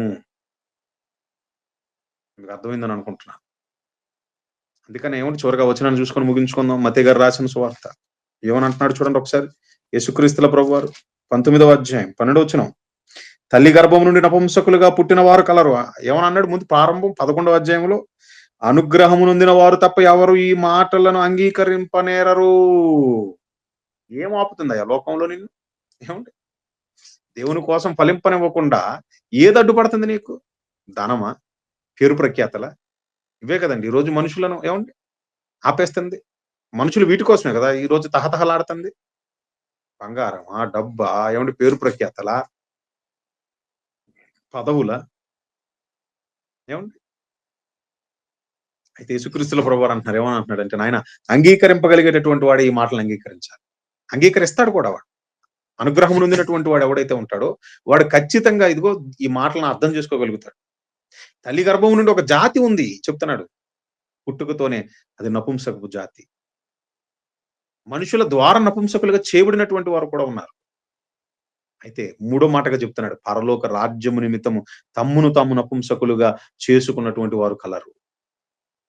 లోకంలో దేనిని కోరుకొనక, కోరికలు చచ్చినటువంటి వారై లోకపరంగా, దేవుడే వాళ్ళ కోరికై, దేవుని కోసం బ్రతకాలనేటటువంటి ఏవండీ ఆ తాపత్రయంతో దేవుని కోసం ఏవండీ త్యాగమైపోయినటువంటి ఏవండీ పరలోక రాజ్యం నిమిత్తం తమ్మును తాము ఏవండీ నపుంసకులుగా చేసుకున్నటువంటి వారే ఏవండీ క్రైస్తవులు. చేసుకోవాల్సిన వాళ్ళే ఏవండీ క్రైస్తవులు. బర్నబా గారు ఏవండీ భూములున్నాయట. భూములు అమ్మేసాడట ఆయన బర్నబా గారు. తెలుసు కదండీ! బర్నబా తన భూములనమ్మి దేవుని సేవార్థం ఇచ్చేసాడు. నాకెందుకు ఈ భూములు? నాకొద్దు. పేతురు గారు అంటున్నారు. సమస్తమును విడిచిపెట్టి మేము మిమ్మల్ని వెంబడిస్తున్నాం కదా! అంటున్నాడు యేసుక్రీస్తుల ప్రభువారితో. లోకంలో ఎన్నో ఉన్నా వాటికి ప్రాధాన్యత ఇవ్వకుండా నీ కోసమే మరి మేము మీ వెంటే తిరుగుతున్నాం కదా స్వామి. మీ పనిని జరిగిస్తున్నాం గదా! మాకేంటి అన్నప్పుడు ఆయన అంటున్నాడు. నా నిమిత్తం ఇండ్లనైనను, అన్నదమ్ములనైనను, అక్కచెండులైనను విడిచిపెట్టినటువంటి వాడు ఎవడైతే ఉంటాడో 100 రెట్లు పొందుకుంటాడు. ఎక్కడ పరలోకంలో. అంటే తగిన ప్రతిఫలం ఉంది మీకు. బహుగా ఉంటుంది. 100 రెట్లు. ఈరోజు మీరు ఏదైతే ఆయన కోసం వదులుకుంటున్నారో దాన్ని 100 రెట్లుగా ఇప్పుడు వదులుకుంటున్న దానికి 100 రెట్లుగా గొప్పగా మీరు పొందుకోబోతున్నారనే విషయాన్ని చెప్తున్నాడు అక్కడ ఆయన. ఇదియు గాక నిత్య జీవాన్ని కూడా మీరు పొందుకోబద్దులై ఉన్నారు. పొందుకుంటారు మీరు ఖచ్చితంగా అని అంటున్నారు. అది పొందుకునేటటువంటి విషయంలో ఏవండీ మనం వెనకబడకూడదనే ఒక జాతి వాళ్ళను ఏవండీ దేవుడు ఈరోజు సమాజానికి తీసుకొచ్చాడు. నా యొక్క చిత్తం పరిపూర్ణంగా ఇదిగో ఆ జాతి లక్షణాలు కలిగినటువంటి వాడే నెరవేర్చగలడు. వాడిలోనే అది జరుగుతుంది. మీకు పాయింట్ అర్థమవుతుందో లేదో? నా చిత్తం పరిపూర్ణంగా నెరవేర్చాలనంటే పరలోక రాజ్యము నిమిత్తం తన్ను తాను నపుంసకునిగా చేసుకున్నటువంటి వాడే. అంటే దాని అర్థం ఏంటనంటే లోకంలో ఉండేటటువంటి ఇదిగో ఈ శరీర కోరికలకు చోటివ్వక, లోకంలో ఉండేటటువంటి సుఖభోగాలకు చోటివ్వక, లోకంలో ఉండేటటువంటి ఈ ఆశలు ఏవైతే ఉంటాయో వాటన్నిటిని చెన్నిటిని వద్దనుకొని ఎవడైతే నా కోసం బ్రతుకుతాడో వాడేనయ్యా పరలోకానికి అర్హుడు. అలా పరలోక రాజ్యం నిమిత్తం తమను తాము నపుంసకులుగా చేసుకున్నటువంటి వారు కలరు. అనుగ్రహం నొందిన వాడే దీన్ని అర్థం చేసుకోగలుగుతాడు. అనుగ్రహం నొందినటువంటి వాడే తనను తాను పరలోక రాజ్యము నిమిత్తము నపుంసకునిగా చేసుకొని అందులోనికి ప్రవేశిస్తాడు అని అంటున్నాడు. కాబట్టి ప్రియమైనటువంటి దేవుని వారలారా, స్త్రీ, పురుషులుగా ఉన్న మనకి ఏమంటే ఆదర్శం. దేవుని కోసం బహుగా ఫలించటానికి, దేవుడు ఉండేటటువంటి ఏమంటే ఆ మహాలోకాన్ని పొందుకోవటానికి. ఎవరు? నపుంసకు ఆ జాతి వారు. నపుంసకత్వం అనేది సృష్టి లోపము కాదు, దేవుని శాపం అంతకన్నా కాదు. దేవుని కోసం బహుగా ఫలించటానికి దేవుడు ఏవండీ ఈ లోక సంబంధమైనటువంటి కోరికలు లేకుండా తన కోసం ఏవండీ పరిపూర్ణంగా ఫలించటానికి ఏవండీ ఇచ్చినటువంటి చక్కటి ఏవండీ అవకాశం అది. ఈ సంగతి తెలియక ఏవండీ ఆ జాతి వాళ్ళకు ఏవండీ తెలీదు. ఎందుకంటే చెప్పేవాళ్ళు లేరు. రెండోది ఏంటయ్యానంటే సమాజం కూడా ఈ సంగతి తెలియక ఏవండీ వాళ్ళను చిన్నచూపు బౌద్ధికంగా ఆలోచించి చిన్నచూపు చూడటం, అవహేళన చేయటం, ఏవండీ వాళ్ళని నలుగురిలో కలుపుకోనివ్వకుండా ఉండటం. ఏవండీ అది తప్పండి. కాబట్టి ఆ జాతి వారికి తెలియజేయాలి. ఇది శాపంగా భావించొద్దు. దేవుని కోసం మీరు గొప్పగా బ్రతకటానికి దేవుని చిత్తం పరిపూర్ణంగా మీ యందు నెరవేర్చబడటానికి దేవుడు మీకిచ్చిన ఒక చక్కటి భాగ్యంగా ఎంచండి. అలాగే మనల్ని కూడా మనం పరలోక రాజ్యము నిమిత్తం ఏవండీ నపుంసకులుగా చేసుకోబద్దులమై ఉన్నాం. కాబట్టి అనుగ్రహం నొందినటువంటి వారు మాత్రమే ఏవండీ పరలోక రాజ్యము నిమిత్తం తమను తాము ఏవండీ నపుంసకులుగా చేసుకోగలరు. మీకు పాఠం అర్థమైందని నేను అనుకుంటున్నాను. కళ్ళు మూసుకొని ప్రార్థన చేసుకుందాం. దయగల తండ్రి, ప్రేమగల దేవా, కోరికలను మరి తండ్రి లేనటువంటి వారముగా ఒక మాటలో చెప్పాలంటే ఈ లోకంలో ఉండేటటువంటి మరి తండ్రి వ్యర్థమైనటువంటి కోరికలకు చోటివ్వక కోరికలు చచ్చినటువంటి వారమై, దేనిని ఆశించకుండా కేవలం మరి తండ్రి మీ చిత్తాన్ని పరిపూర్ణంగా నెరవేర్చటానికి పరలోక రాజ్యము నిమిత్తం మమ్మల్ని మేము మరి తండ్రి నపుంసకులనుగా చేసుకొనుటకై ఆ జాతి వారిని మరి తండ్రి మా కళ్ళ ముందు పెట్టారు నాయన. తల్లి గర్భం నుండి పుట్టుకతోనే నపుంసకులుగా పుడుతున్న వారున్నారు. లేదా మనుషుల వలన నపుంసకులుగా చేయబడుతున్నటువంటి వాళ్ళున్నారు. కానీ పరలోక రాజ్యము నిమిత్తం మరి తండ్రి మమ్మల్ని మేము మరి తండ్రి నపుంసకులుగా చేసుకోబద్దులమై ఉన్నామని, లోకంలో దేనిని ఆశించక తండ్రి అన్నిటినీ మరి తండ్రి మీ నిమిత్తము, మీ చిత్తాన్ని మా పట్ల సంపూర్ణంగా నెరవేర్చేటటువంటి విషయంలో మేము ముందుండటానికి ఆ జాతి వారిని మరి తండ్రి మా ముందు నిలబెట్టి ఉన్నారు. అవును నాయన. పుట్టుగుడ్డువాడు ఏ రంగును బట్టి మరి తండ్రి, ఏ రంగు చూడాలని కోరుకుంటాడు. ఏ స్వరాన్ని విని ఆనందించాలని అనుకుంటాడు. ఈ లోకంలో మరి తండ్రి ఎన్నున్నా మరి తండ్రి నీవు లేకపోతే వ్యర్థము నాయన. మేము మీ వారమై ఉన్నామని, మీ కొరకు మరి తండ్రి మేము బ్రతకబద్దులమై ఉన్నామని, పరలోక రాజ్యం విషయమై మరి తండ్రి అన్నిటినీ మరి తండ్రి లోకంలో మేము వదులుకొని వాటికి ఎక్కువ ప్రాధాన్యత ఇవ్వక మీకే ఎక్కువ ప్రాధాన్యత ఇస్తూ మా బ్రతుకు కాలం వరకు మరి తండ్రి మీ సువార్త పనిలో మేము ఎల్లప్పుడూ మరి తండ్రి ముందుండగలుగుటకు మా పట్ల కృప చూపండి. అందుకు మాకు మంచి మనస్సును అనుగ్రహించండి. మీ బిడ్డలు ఎవరెవరు ఏ పరిస్థితుల మధ్య ఉన్నారో నాకు తెలియదు నాయన. కానీ అందరి స్థితిగతులను ఎరిగి ఉన్నవాడవు నీవు. యోగ్యులైనటువంటి బిడ్డల విషయంలో కలుగజేసుకుని మరి తండ్రి వారికి సహాయం చేయమని బ్రతిమలాడుకుంటూ మీ చిత్తమైన ఎడల ఇలాంటి అనేకమైనటువంటి మరి తండ్రి సంగతులను తెలుసుకుని మమ్మల్ని మేము మరి తండ్రి ఆధ్యాత్మికంగా బలపరుచుకోగలుగుటకు సహాయం చేయమని బ్రతిమలాడుకుంటూ ఈ ప్రార్థన మీ ప్రియకుమారుడు మా రక్షకుడైన యేసయ్య శక్తి కలిగిన నామమున మీకు సమర్పిస్తున్నాను తండ్రి. ఆమేన్.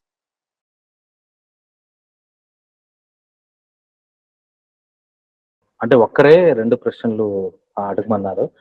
ఒకటేంటంటే మరి నపుంసకుల గురించి అర్థమైంది. కాకుంటే ఆహ్, మరి దేవుడెందుకు వివాహం అన్ని విషయంలో ఘనమైనది అని రాయించాడని. ఆ తర్వాత రెండో ప్రశ్నొచ్చన్న గర్భఫలము దేవుడిచ్చు బహుమానము అని అవును. అని ఎందుకు రాయించాడు అని ప్రశ్న.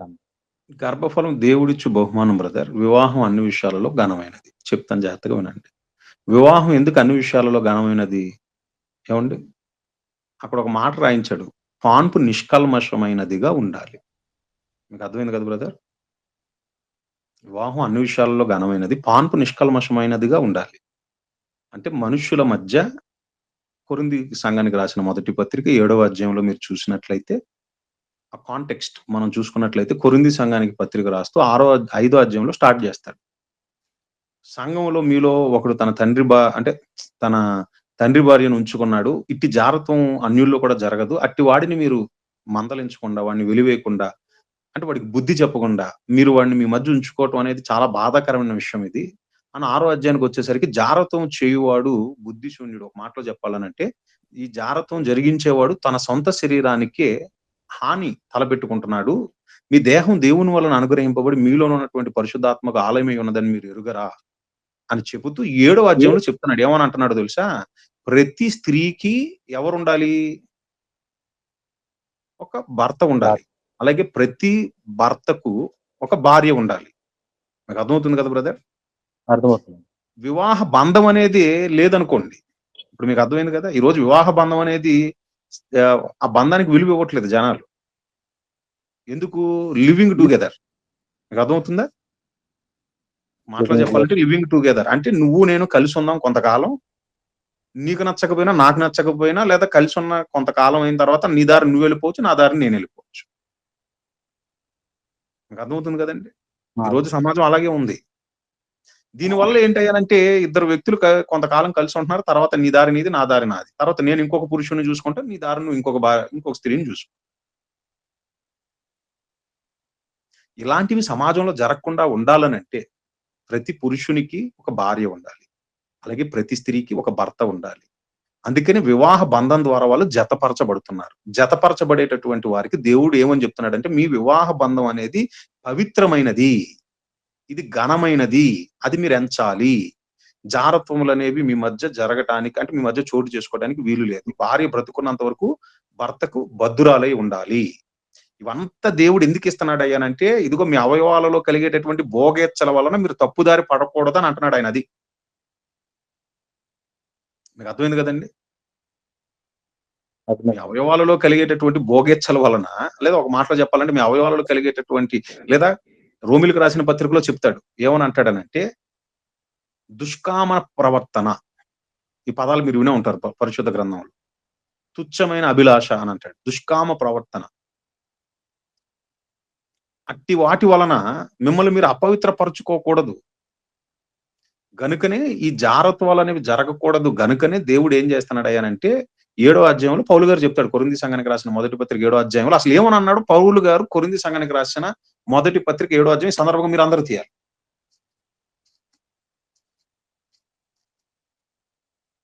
కొరింథీ సంఘానికి రాసిన మొదటి పత్రిక 7వ అధ్యాయం 8వ వచనం ఇప్పుడు మీరు చదవండి. నావలనుండుట వారికి మేలని 7వ అధ్యాయం 8వ వచనం. ఏమంటున్నాడు ఆయన? నావలనుండుట వారికి మేలని పెండ్లి కాని వారితోనూ విధవరాండ్రతోనూ చెప్పుచున్నాను. అయితే ఇప్పుడు మరి ఇప్పుడు నేను అడుగుతున్న ప్రశ్న మరి అదే పౌలు గారు మరి హెబ్రీలకు రాసిన పత్రికలో వివాహం ఎందుకు ఘనమైంది అన్నాడు? ప్రశ్న అర్థమైంది కదా? అసలు వివాహమే వద్దు అంటున్నాడు ఆయన ఇక్కడ పౌలు గారు. అంటే దాని అర్థం ఏంటి? ఇంత ముందే నేను చెప్పాను పాఠం.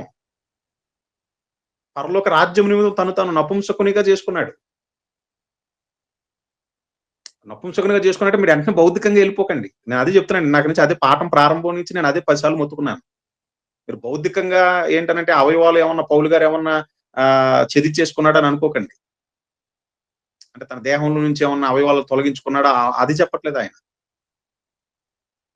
నాకు ఈ పెళ్ళొద్దు, ఈ పిల్లలొద్దు. మీకు అర్థమవుతుందా? ఎందుకంటే అధ్యాయం అంతా మీరు చదవండి. పెళ్ళైనోడు ఏం చేస్తున్నాడంటే తన భార్యను ఎలా సుఖపెట్టాలనేది ఆలోచిస్తున్నాడట. పెళ్ళైనటువంటి స్త్రీ తన భర్తను ఎలా సుఖపెట్టాలో ఆలోచిస్తుందట. కానీ పెళ్లి కానటువంటి వారు, పెళ్లి చేసుకొననటువంటి వారు ప్రభువుని ఎలా సంతోషపెట్టాలని ఆలోచిస్తున్నారంట. అది మీకు అర్థమైంది కదండి? చదవండి అధ్యాయం అంతా నేను కొన్ని వచనాలు చెప్తాను చూడండి. కొరింథీ సంఘానికి రాసిన మొదటి పత్రిక 7వ అధ్యాయంలో 9వ వచనంలో చెప్తున్నాడు చూడండి. అయితే మనస్సు నిలుపలేని ఎడల చూసారా? మనసు నిలపలేని ఎడల పెండ్లి చేసుకొనవచ్చు. కామతప్తులగుట కంటే పెండ్లి చేసుకొనుట మేలు. చూసారు కదా ఇప్పుడు?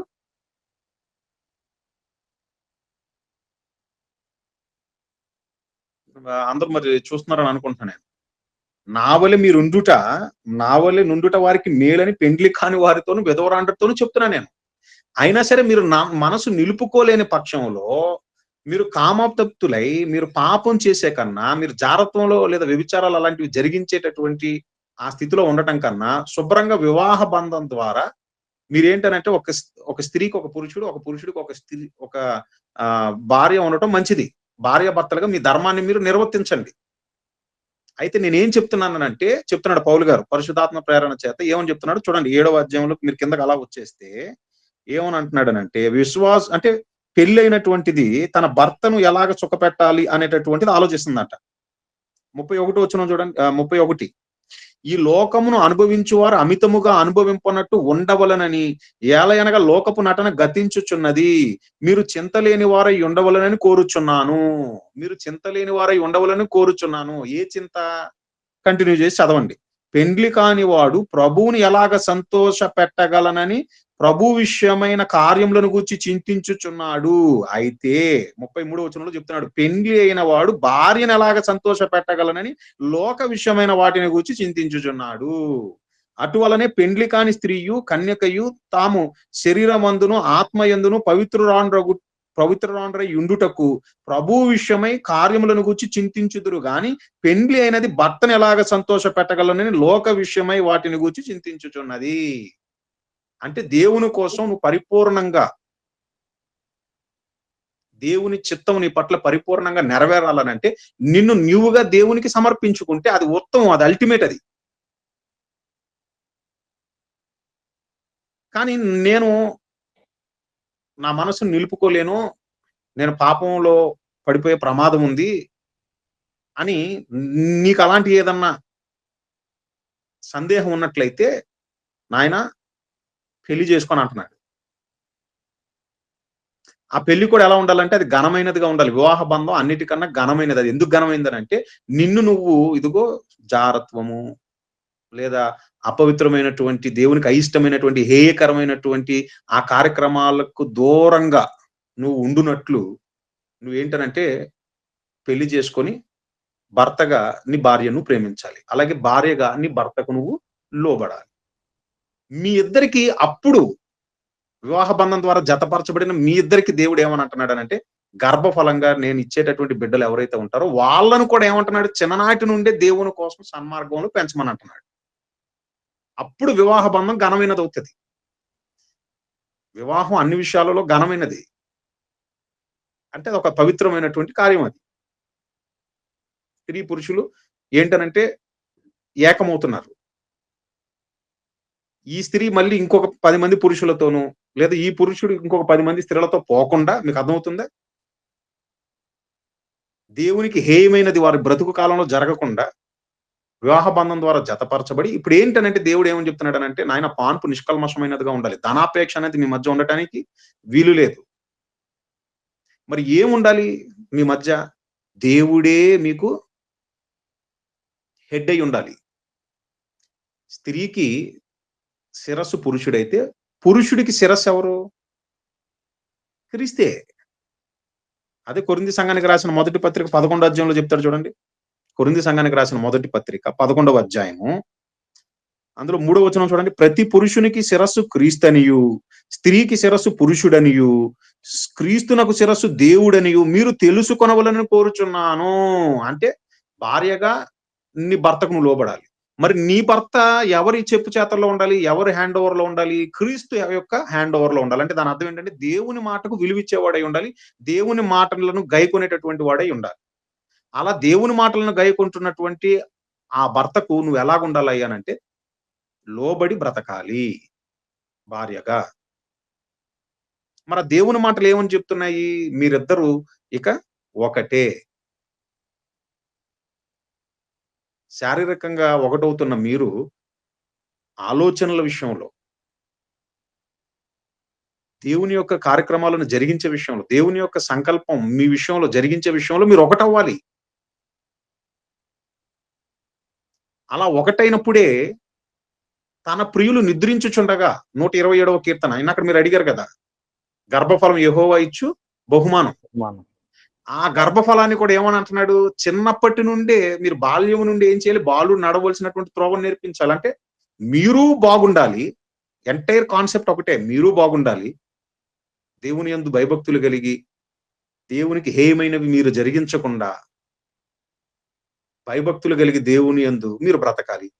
మీకు గర్భఫలంగా దేవుడిచ్చేటటువంటి ఆయన పిల్లలు ఎవరైతే ఉన్నారో, ఆయన పిల్లలనే దేవుడు మీకు పిల్లలుగా ఇస్తున్నాడు. మీకు పాయింట్ అర్థమవుతుందో లేదో? పరాయి పిల్లలను ఎవరు వాళ్ళ పిల్లలుగా భావించరు.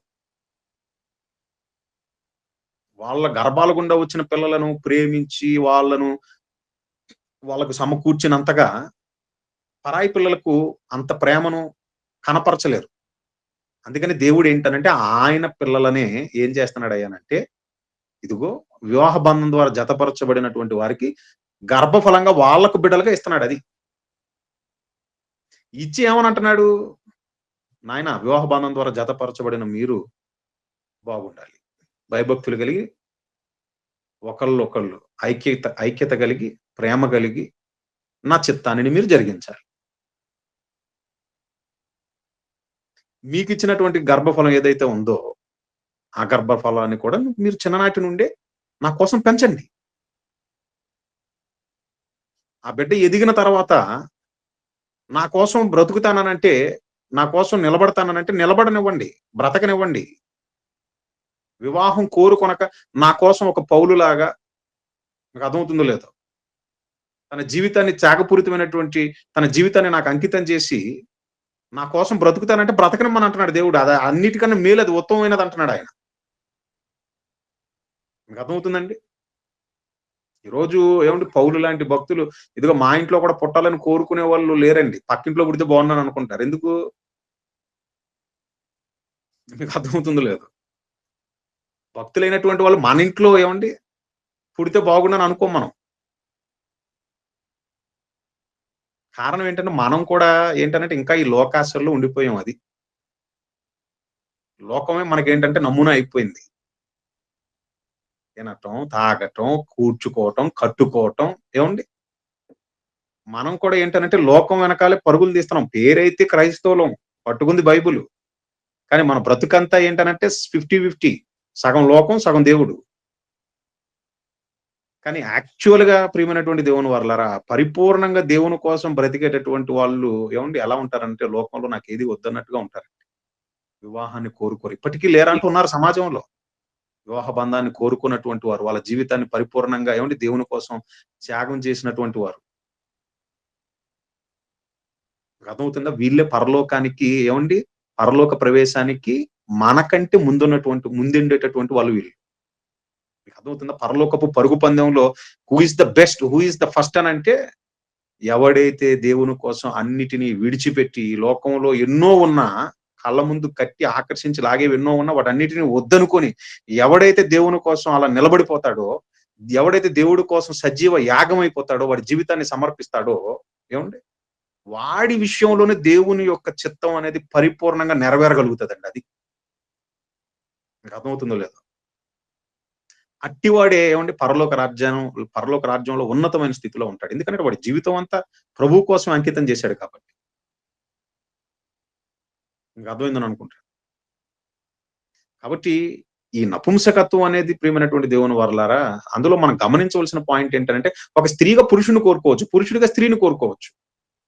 స్త్రీ పురుషుల ద్వారా ఏకమైన తర్వాత పిల్లలు, తర్వాత వాళ్ళని పెంచే బాధ్యతలు అవే కదండీ ఈ లోకంలో. మళ్ళీ వాళ్ళ కోసం కూర్చిపెట్టటాలు ఇవన్నీ ఇందాక మనం చదువుకున్నాం కదా లేఖనంలో. పెళ్ళైన వాడు ఎలాగ తన భార్యను సంతోషపెట్టాలి, అలాగే పెళ్ళైనది ఎలాగ తన భర్తను సంతోషపెట్టాలి. సగ జీవితం దీనికే సరిపోతది. నేను దేవుని కోసం పరిపూర్ణంగా నా జీవితం సమర్పించాను. నేను ఇప్పుడు దేవుని కోసం 10 ఊర్లకెళ్ళి వాక్యం చెప్తానంటే కట్టుకునే భార్య ఊరుకుంటదా చెప్పండి? నన్ను కట్టుకున్నావు మరి నన్ను ఏం పెట్టి పోషిస్తావు? పో పనికి పో ఫస్ట్ అని అంటది. కడుపున పుట్టిన పిల్లలు ఏమంటారు? ఇదారు నువ్వు మమ్మల్ని గనేసి దేవుడు దేవుడు అని బైబిల్ ఇచ్చుకొని లోకంలోకి వెళ్తే మా పరిస్థితి ఏంటి? మాకు బోవ పెట్టేవాడు ఎవడు? మమ్మల్ని చదివించేవాడు ఎవడు? ఎళ్ళు పనికెళ్ళు. అందుకని ఇవన్నీ వద్దనుకున్నాడండి పౌలు గారు. ఈ బంధాలొద్దు. పాప బంధకంలో ఉన్న నేను క్రీస్తు యేసుతో ప్రేమ బంధంలోనికి వచ్చేసాను. కాబట్టి ఇక మీదట జీవించువాడని నేను కాదు. క్రీస్తే నా యందు ఉన్నాడు అని అంటాడు పౌలు గారు అది. అందుకనే అనగలిగాడు ఆ మాట. క్రీస్తు యేసును పోలి నేను నడుచుకొనుచున్న ప్రకారం మీరును నన్ను పోలి నడుచుకున్నానన్నాడు. ఎంటైర్ లైఫ్ వాక్యాన్ని అందుకనే ఖండాలను దాటుకొని తీసుకొని వెళ్ళిపోగలిగాడండి పౌలు గారు. రాళ్లతో కొడుతున్నా బెత్తాలతో కొడుతున్నా ఆగిపోకుండా ఖండాలను దాటుకొని ఎందుకు తీసుకెళ్ళగలిగాడో తెలుసా సువార్తను? ఎందుకనంటే ఇక ఆయన లైఫ్‌లో నాకేంటి అనేది ఆలోచించుకోలేదు. నా మట్టుకైతే బ్రతుకుట క్రీస్తే, చావైతే లాభం. బ్రతుకుంటే క్రీస్తు కోసం అంతే. చచ్చిపోతే నాకు లాభం అనుకుని బతికాడు అది. మీకు పాయింట్ అర్థమవుతుందో లేదో? పరలోక రాజ్యము నిమిత్తము తన్ను తాను నపుంసకునిగా చేసుకున్నాడు. అంటే ఏది వద్దనుకున్నాడు లోకంలో. దేవుడే కావాలనుకున్నాడు. అందుకనే దేవుని చిత్తం పరిపూర్ణంగా ఆయన విషయం ఆయన నెరవేరింది. చివరికి ప్రాణాలను అర్పించాల్సి వచ్చినప్పుడు కూడా ప్రభు కోసం హతసాక్షి అయిపోవటానికి సిద్ధపడిపోయాడండి. తన ప్రాణాలను ఇచ్చేసాడు. మీకు అర్థమైందని అనుకుంటాను. కాబట్టి కొరింథీ సంఘానికి రాసిన మొదటి పత్రిక 7వ అధ్యాయంలో చాలా క్లియర్‌గా చెప్తున్నాడు. నా వలే ఉంటే మీకు మరి శ్రేష్టం. లేదు కాదుకూడదంటారు. వివాహం చేసుకోండి అది తప్పు కాదు. అయితే వివాహం అన్ని విషయాలలో ఘనమైనది. ఏ విషయంలో ఘనమైనది? దేవుని యందు మీరు భయభక్తులు కలిగి బ్రతికేటటువంటి విషయంలో. ఒకరికి ఒకరు తోడుగా ఉంటూ ఇదిగో దేవుడు మీకిచ్చే గర్భఫలాలు ఉంటారే వాళ్ళని దేవుని కోసం పెంచేటటువంటి విషయం. మీరు దేవుడిలో ఉంటూ మీరు దేవుడు మీకిచ్చినటువంటి గర్భఫలాలను దేవుని కోసం పెంచినప్పుడు అప్పుడు మీ వివాహం ఘనమైనది అవుతది. అంతేగాని పెళ్లి చేసుకున్నంత మాత్రాన ఇదిగో పెళ్లి చేసుకున్నాను, వివాహం అన్నిటి విషయంలో ఘనమైనది కాబట్టి మా వివాహ బంధం ఘనమైనదని అనుకుంటే ఘనమైనది అవ్వదు. పెళ్లి చేసుకొని ప్రతిరోజు భార్యను భర్తను భార్య ఒకళ్ళనొకళ్ళు ద్వేషించుకుంటూ, ఒకళ్ళనొకళ్ళు తిట్టుకుంటూ, ఒకళ్ళనొకళ్ళు అరుచుకుంటూ, కరుచుకుంటూ, పిల్లల్ని దేవుని కోసం పెంచకుండా వాళ్ళ వివాహం ఏవండి ఘనమైనదవ్వదు. అసలు ఆ మాటకొస్తే దేవుని యొక్క అనాది సంకల్పం వాళ్ళ విషయంలో నెరవేరదు. కాబట్టి ప్రియమైనటువంటి దేవుని వర్లారా, మీకు సమాధానం అందిందని అనుకుంటున్నాను నేను. అందిందన్న. అన్న మరో ప్రశ్న ఉందన్న. చెప్ ఆహ్, మరో ప్రశ్న అడగమన్నారన్న. అదేంటంటే మరి తల్లిదండ్రులు పిల్లల్ని పెళ్లి చేసుకోమని జెప్తారు. ఎందుకంటే నెక్స్ట్ తరం వారు ఆ యొక్క జనరేషన్ ఏదైతే ఉందో అది ముందుకు వెళ్ళాలి కాబట్టి అని. అవును. అలాంటి తల్లిదండ్రుల్ని వాక్యం ద్వారా ఎలా కన్విన్స్ చేయాలి వాళ్ళని అని? కొంతమంది అంటే పెళ్లి చేసుకోకపోతే మేము చచ్చిపోతాము. లేకుంటే ఆళ్ళు అలాగా కొంచెం వాళ్ళని బెదిరించడం కానీ ఇట్లా అనేది ఉంటుంది. కాబట్టి మరి అలాంటి వారిని మనం ఎలా వారిని కన్విన్స్ చేయాలని అడుగుతున్నాను.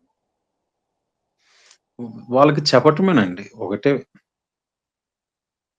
తల్లిదండ్రులుగా వాళ్ళకి మీరు ఏంటనంటే వాళ్ళు ఏంటి నేను ఇందాక చెప్పాను గదండీ! ఒక మాట జెప్పాను నేనేమని? అపోస్తుడైనటువంటి పౌలు లాంటోడు నా గర్భం గుండా రావాలని కోరుకునే తల్లిదండ్రులు చాలా తక్కువ మందుంటారు. ఎందుకని? అమ్మో! అలాంటోడు ఇప్పుడు నా గర్భం గుండా వచ్చాడనంటే వివాహం వద్దని అంటాడు. మరి నా తర్వాత నెక్స్ట్ జనరేషన్ ఏటి? ఏవండీ? ప్రియమైనటువంటి దేవుని వారలారా, దేవుని జ్ఞానం లేకపోవటం చేత మనుషులు నేను ఇందాకడ చెప్పాను గదండీ! లోకాన్ని చూసినప్పుడు ఏవండీ? ఆ లక్షణాలే లేకపోతే ఆ మర్యాద మనలో కూడా వస్తది యాక్చువల్‌గా. ప్రియమైనటువంటి దేవుని వారలారా, తరం వెంబడి తరమండి. వివాహం చేసుకొని పిల్లలు లేక ఏవండీ? అక్కడితో నిలిచిపోయినటువంటి తరాలు ఎన్నో ఉన్నాయి. ఏవండీ? మీకు అర్థమవుతుందో లేదో? వివాహం చేసుకొని పిల్లలు లేక అక్కడితో నిలిచిపోయిన తరాలు ఎన్నో ఉన్నాయి. తర్వాత కాలంలో ఎవరో ఒకళ్ళని దత్తత తీసుకొని, ఆ తర్వాత వాళ్ళకి వివాహం చేసుకొని, అంటే వివాహం చేయించి, ఇలాంటివి చాలా కనపడతాయి మనకి.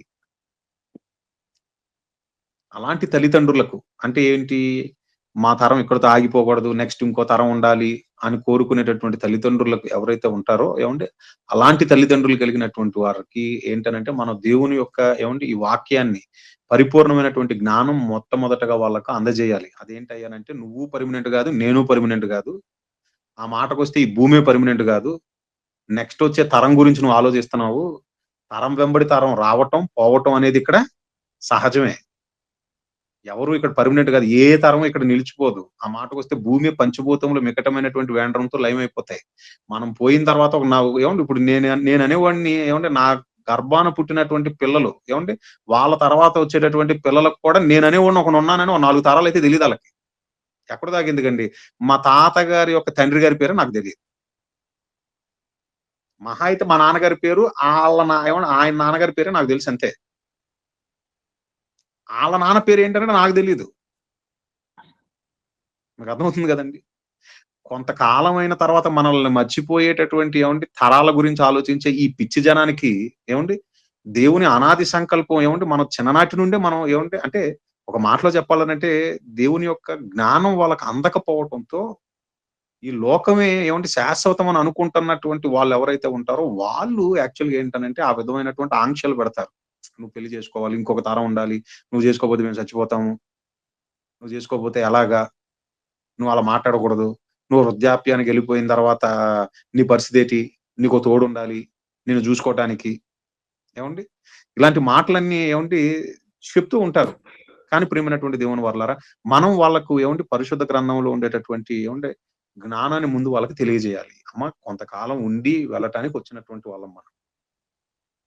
దేవుడు నన్ను మీకిచ్చింది ఎందుకనంటే మీకోసం గాదు.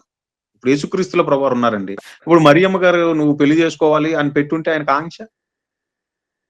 మీకు అర్థమవుతుంది గదండీ! శరీరధారిగా భూమి మీదకొచ్చాడు గదండీ! మరి మరియమ్మ గారు నువ్వు ఇప్పుడు వివాహం జేసుకోవాలి. నువ్వు మరి పిల్లల్ని గనాలి. అసలు ముందు ఆయన అసలు ఇంట్లో అవకాశం ఇవ్వలేదు ఆళ్ళకి. మీకు పాయింట్ అర్థమవుతుందో లేదో? 30వ ఏట ఏవండి ఎప్పుడైతే ఆయన బాప్తీసం తీసుకున్నాడో అంతే ఇక సువార్త పనిలో వెళ్ళిపోయాడు అంతే ఆయన మహనీయుడు. ఎందుకంటే ఆయన తెలుసు ఆయన ఎందుకు వచ్చాడో తెలుసు. అందరిలాంటి వాడు కాడని తెలుసు ఆయనకి. తండ్రి యొద్ద నుండి వచ్చాడని తెలుసు. ఎందు నిమిత్తం వచ్చాడో కూడా తెలుసు. ఎవరిని సంతోషపరచాలో కూడా ఆయనకి తెలుసు. మీకు అర్థమవుతుందో లేదో. అందుకనే ఇందాకడ నేను పాఠం చెప్పేటప్పుడు మీకు నేను చెప్పాను. మహనీయుడైనటువంటి యేసుక్రీస్తుల ప్రభువు తన్ను తాను సంతోషపరచుకోలేదు. ఫర్గాట్ అబౌట్ మరియా, ఫర్గాట్ అబౌట్ ఆయన బ్రదర్స్. మనం ఈ లోకంలో నేను చెప్తున్నాను కదండీ! మనం దేవుని కోసం పరిపూర్ణంగా మనం ఎదగలేకపోవటానికి గల కారణం ఏంటో చెప్పమంటారా మీకు? దేవుని చిత్తం మన పట్ల సంపూర్ణంగా నెరవేర్చబడకపోవటానికి గల కారణం ఏంటనంటే, ఇదిగో ఈ బంధాలనేవి ఉన్నాయి చూసారు ఇవే. ఈ బంధాలలో కూడా ప్రియమైనటువంటి దేవుని వారలారా, మనం నేను అదే చెప్తున్నాను. మనం ఏం చేస్తున్నామయ్యానంటే, లోకరీత్యా తల్లిదండ్రులుగా గౌరవించాలి. ఎప్పుడు ఒకటి గుర్తుపెట్టుకోండి.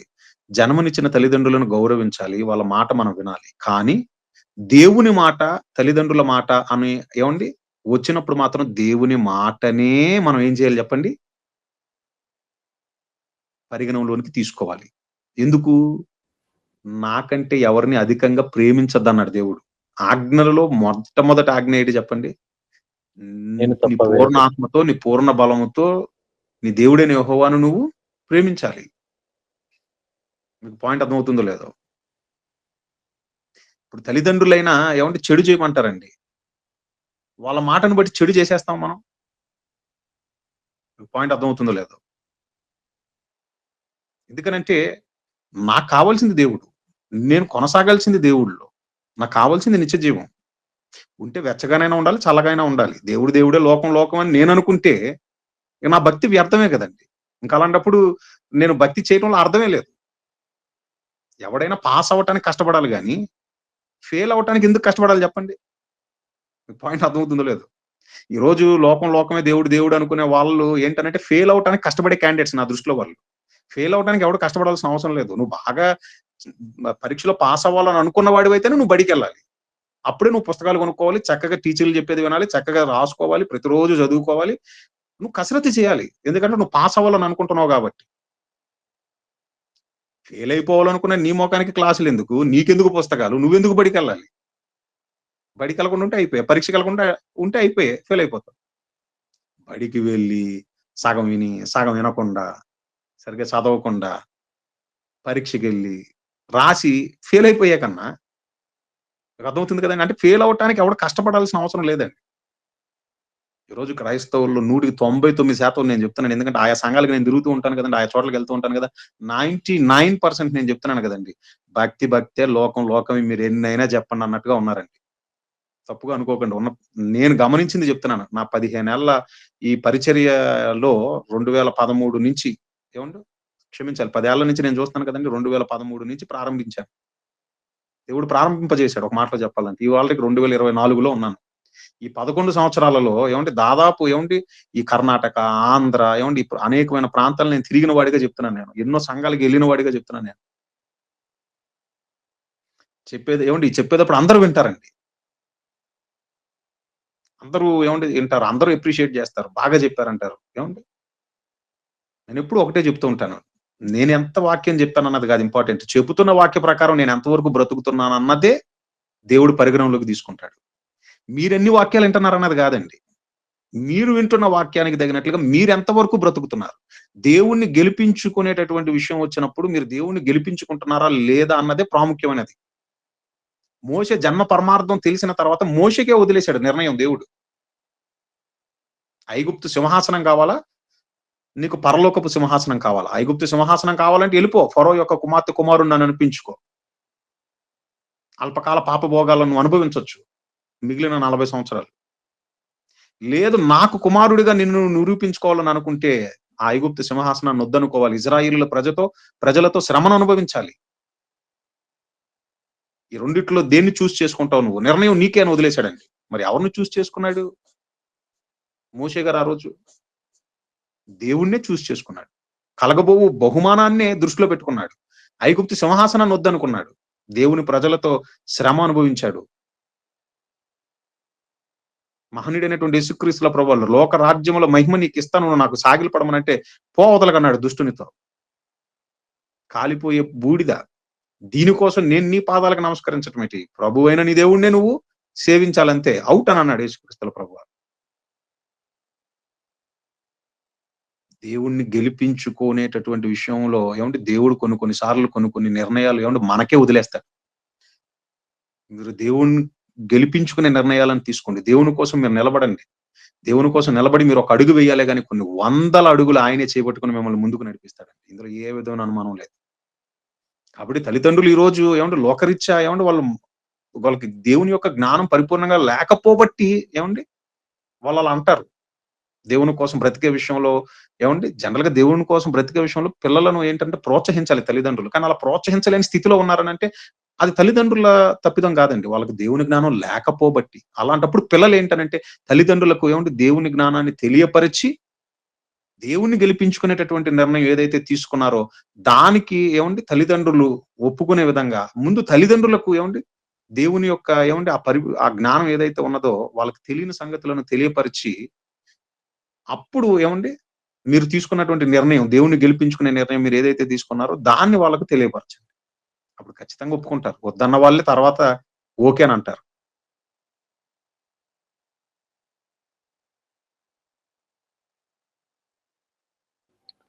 థ్యాంక్స్ అన్న. చక్కగా చెప్పారన్న. మరి ఈ ప్రశ్న మరి ఈ పాఠానికి సంబంధించింది కాదేమో అని నాకు అనిపిస్తుందన్న. ఈ ప్రశ్న కూడా అడగమని చెప్పారు. అది ఏంటంటే అన్న, మరి మరియా పరిశుద్ధాత్మ వల్ల ఎలా గర్భం ధరించింది అనేది ప్రశ్న. ఏదన్నా ఒక అద్భుతం జరగాలనంటే గుర్తుపెట్టుకోండి. ఏదన్నా ఒక అద్భుతం జరగాలనంటే పరిశుద్ధాత్ముని యొక్క ప్రమేయం అనేది అవసరం. బైబిల్‌లో మీరు పాత నిబంధన నుంచి మీరు చదువుకుంటూ వస్తే ఏదన్నా ఒక అద్భుతం జరగాలనంటే పరిశుద్ధాత్ముని యొక్క ప్రమేయం అనేది అవసరం. ఇప్పుడు కన్యకగా ఉన్నటువంటి ఆమె గర్భవతి అవ్వాలనంటే అదొక వండర్. అదొక అద్భుతం. అది జరగాలనంటే పరిశుద్ధాత్ముని యొక్క ప్రమేయం అనేది అవసరం. ఓకేనా బ్రదర్? ఓకే అన్న.